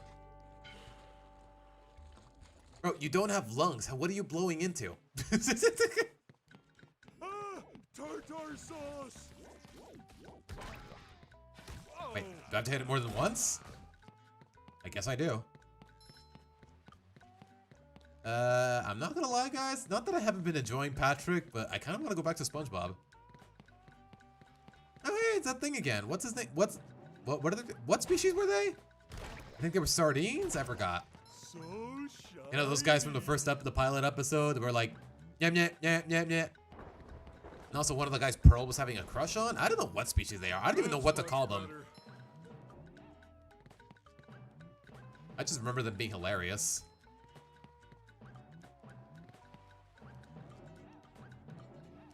Okay, my health is full, but...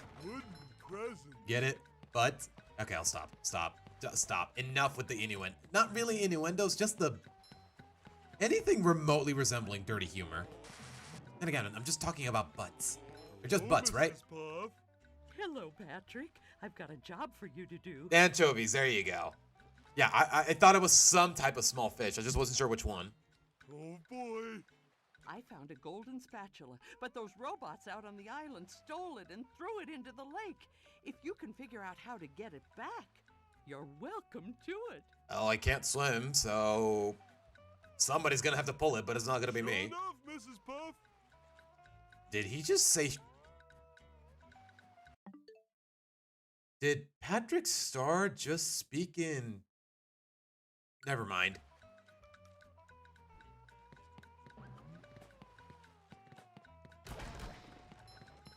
Please tell me that didn't provoke the jellyfish. Okay, it didn't. Thank goodness.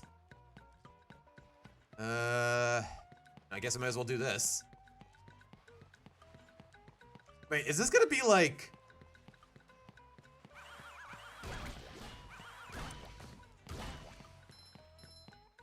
Okay, I have no idea how I'm supposed to do this. I thought maybe break the anchovy bottles? Okay, I don't know, man. I'm a bit stumped. Ow. Oh, wait, I think I know. I think I know. Hold on. Take your time. I only need one.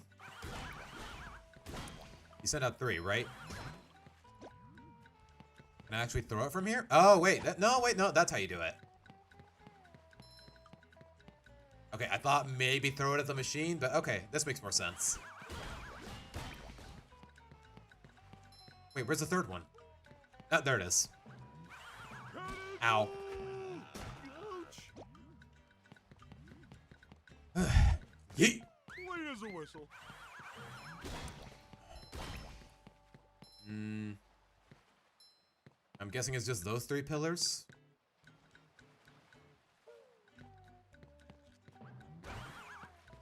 Okay, I missed. Ow. They have really generous hitboxes. I meant to pick that up. That's my bad. That's much better.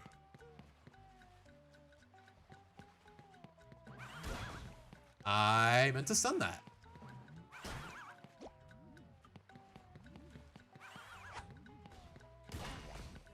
Is that all of them, or... Again, I did not mean to kill it. I meant to stun it. Guess I'm getting a little too close to it. Ow.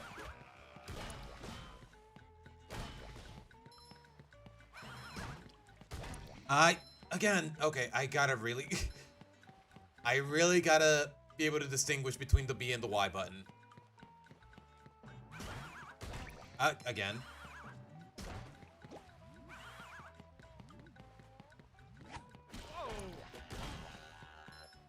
Is that it? No, wait, there's one more behind me. Okay. Now, how does that... Bro, I'm right next to him! Okay, sure, game, sure. After this, I can play SpongeBob all I want? Okay, good to know. Not too crazy about Patrick, like I said. It's a little impractical. I don't think SpongeBob's underwear fits quite right. One at a time. One at a time. And... Okay. I can actually continue from where I left off.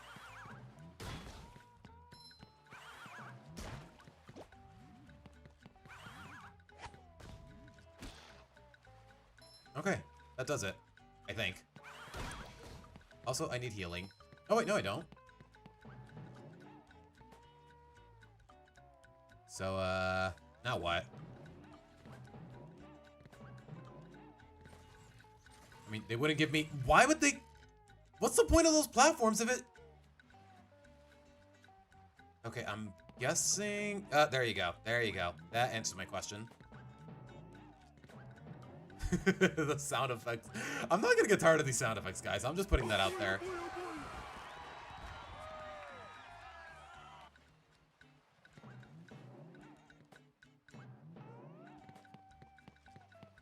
So,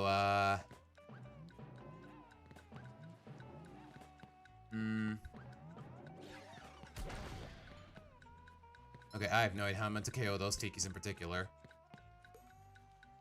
This is a tiki. Sneak up on it how, though? And it has to be SpongeBob, apparently. Okay, Patrick can throw something too, but what? That's the real question. What? Maybe another tiki?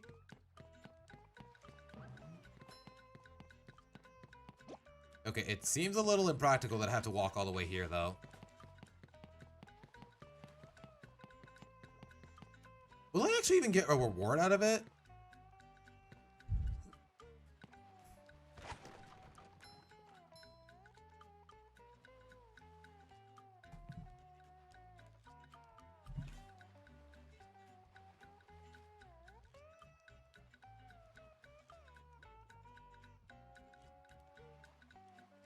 Really, game?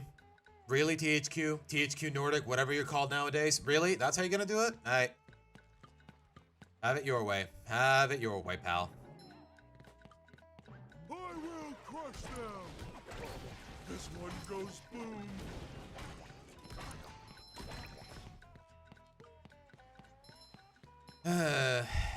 Okay, you know what? Bring the smile back.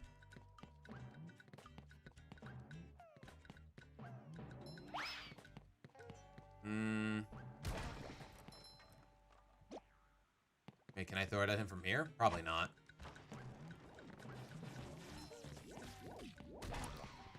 Oh, again. Pretty sparkly thingy.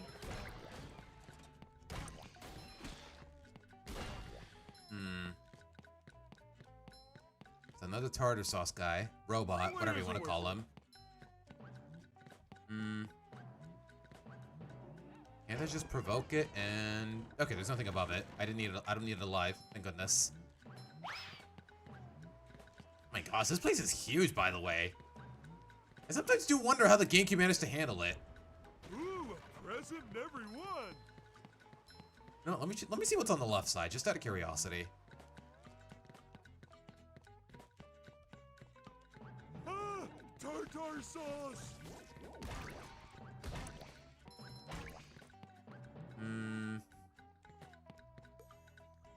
SpongeBob should come back here when he knows the crew's bubble. Oh, great. More moves that I don't have access to yet. I'm not gonna lie, I don't like that. Okay, I might be alone in this, but I don't like that kind of backtracking. Where you're not allowed to actually get this objective until you do something else in a completely different area. And then remind yourself to come back here. Assuming with everything going on in the game, you actually bother remembering.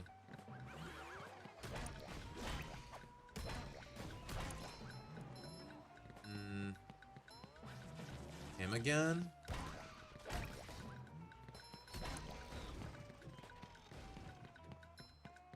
Okay, I want to at least be done with the first area before we end the stream. I know we're reaching the 3-hour mark, but still. Cannot be destroyed with ordinary moves. It can be blown up by thunder tikis. Okay. Thanks for telling me. Hard as a rock.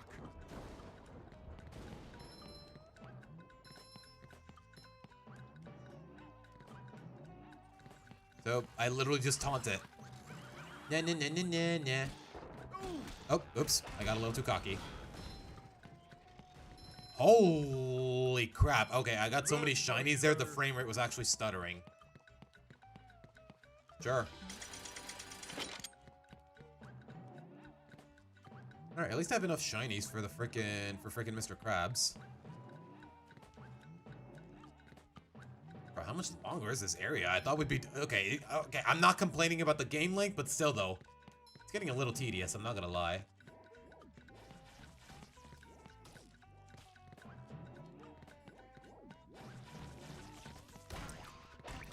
What the... Okay, I'm guessing he has iframes? That should have killed him.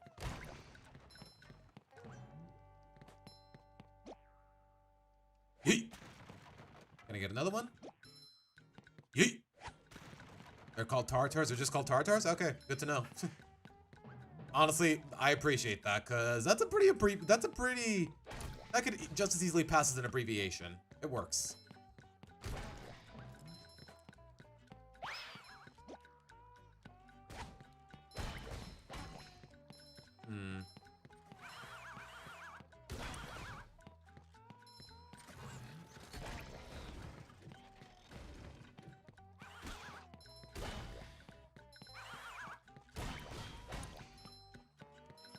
Okay, I want to believe we're almost done, but don't quote me on it.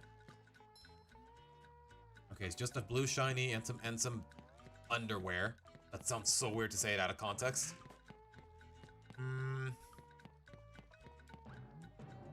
Don't really care about the stickies. At least the ones I can't KO easily. Thank you. Okay, I don't think I'm getting past that without trouble. SpongeBob's underwear fits quite right. Okay, wait till he's done firing and then work from there. Oh, come on! Okay, I was about to say, if I fell off from that, I would have thrown a fit. Clean as a whistle. Clean as a whistle. Then again, are whistles supposed to be clean? Aren't they? Never mind. Okay, I'm guessing I'm gonna need this, but where?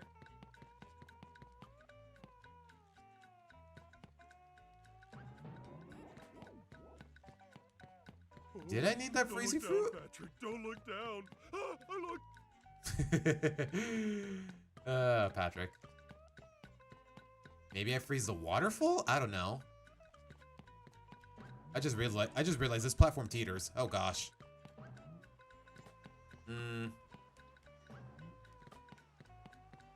Okay, where am I supposed to throw this? I feel a little lost. Because I feel like this freezy fruit is here for a reason. How many of these do I have to carry? That's what I'm saying, Patrick. That's what I'm saying, big dog.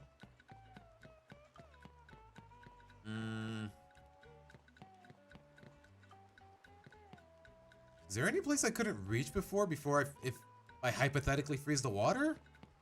Am I meant to jump all the way down there? I don't know, man. You know, let's just keep going.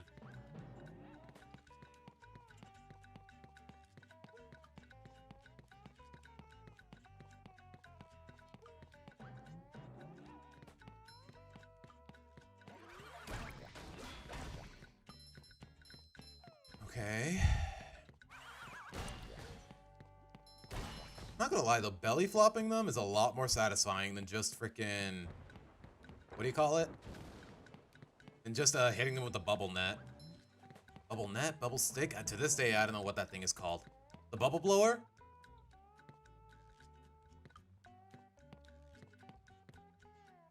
A little bit more.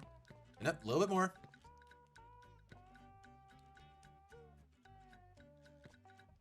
I'm guessing as far as it goes. There you go.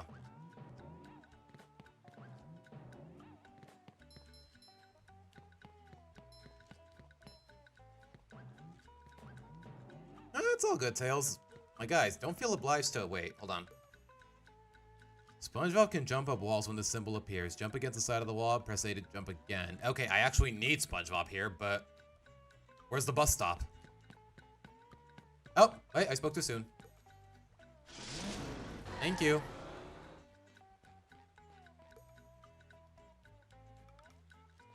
You know what? Let me read that again before I'm too impulsive. Jump against the side of the wall, press A to jump again. Okay, they call him Mario 64, I guess.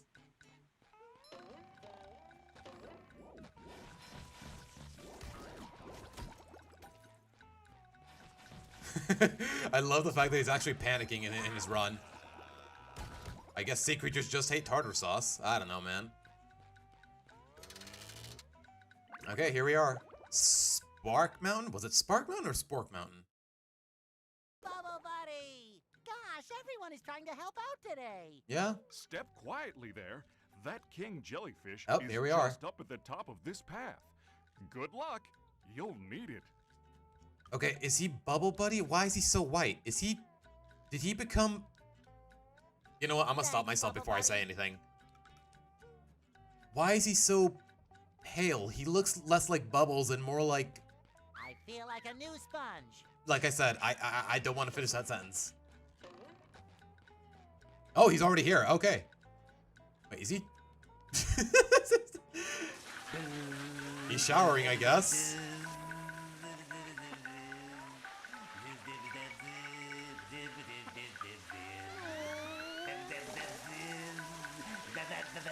SpongeBob? King Jellyfish was big, but who knew he had such a beautiful voice?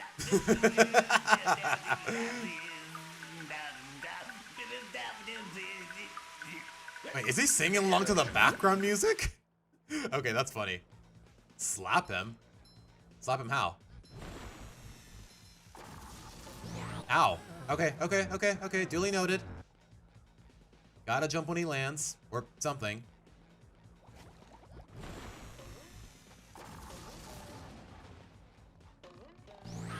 Okay, when he's not electrified. Good to know. I don't know, something about just getting KO'd via trial and error. It just doesn't sit right with me. Okay, just one hit, Slap him again. Okay, good to know. Oh, the music got really quiet. Hold on. Where the... Okay, that's as high as it gets, so yeah, it's just a... Okay, I will say this, the quality control on this game is a little flimsy. I'm still having fun, though. I'm still having fun. I can let it slide, but... Like, between that cutscene at the beginning and now this? Like, I don't know, man. Okay, I gotta be really careful with the jellyfish, though. Because they're basically indestructible. They're the Gordos of SpongeBob. You just can't do anything to them. You just gotta avoid them at all costs. Which is dumb, but hey, what are you gonna do?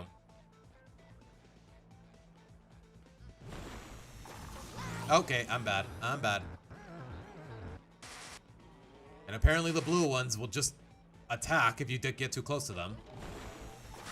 See, this is why the pink ones are goated.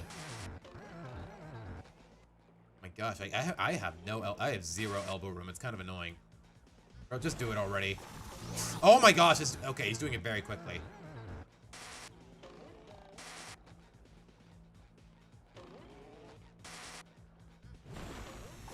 Oh gosh, I'm so bad at this.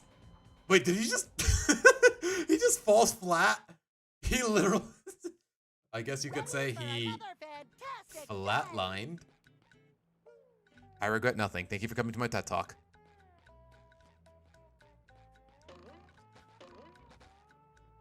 Swing your net against the jellyfishes, or do you not want to hurt them? Wait, I thought they were indestructible.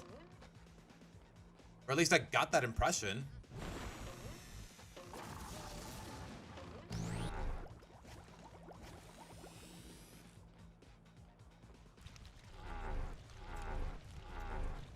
You know what? Let's find out. Oh, wow, I can KO them. Why did I think otherwise? I guess I just wasn't timing my hits well enough.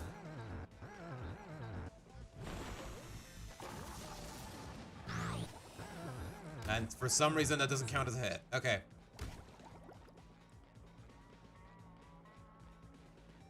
Seriously, why is the music so quiet? I didn't change anything. Okay, too late there. Too slow, too late. So if I get close enough, does that actually spawn the attack, or? Like a spring breeze. There you go. Alright, I can do this. I'm the boss. I was just quoting Ant-Man there. Don't think that's actually my mantra. I was just quoting Ant-Man there. Steady.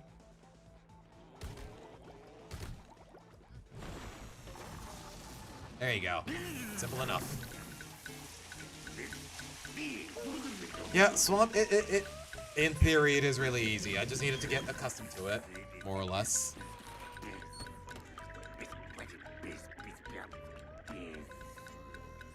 He just has a container with jelly?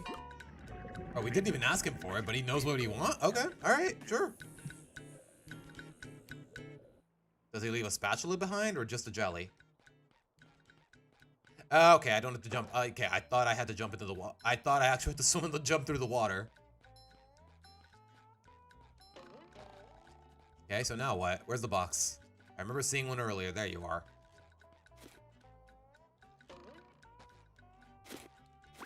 Has the other one opened up yet? Does this take me back to the start? It does. Wow.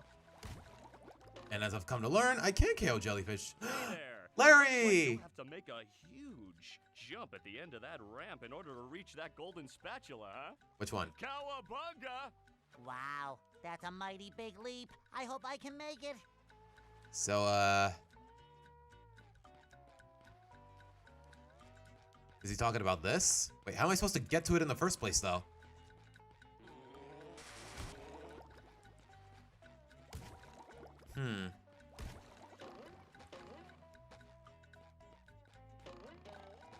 Okay, that's how.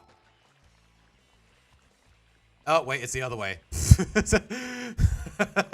Okay, I'm dumb. I'm dumb. Maybe I am meant to take the exit.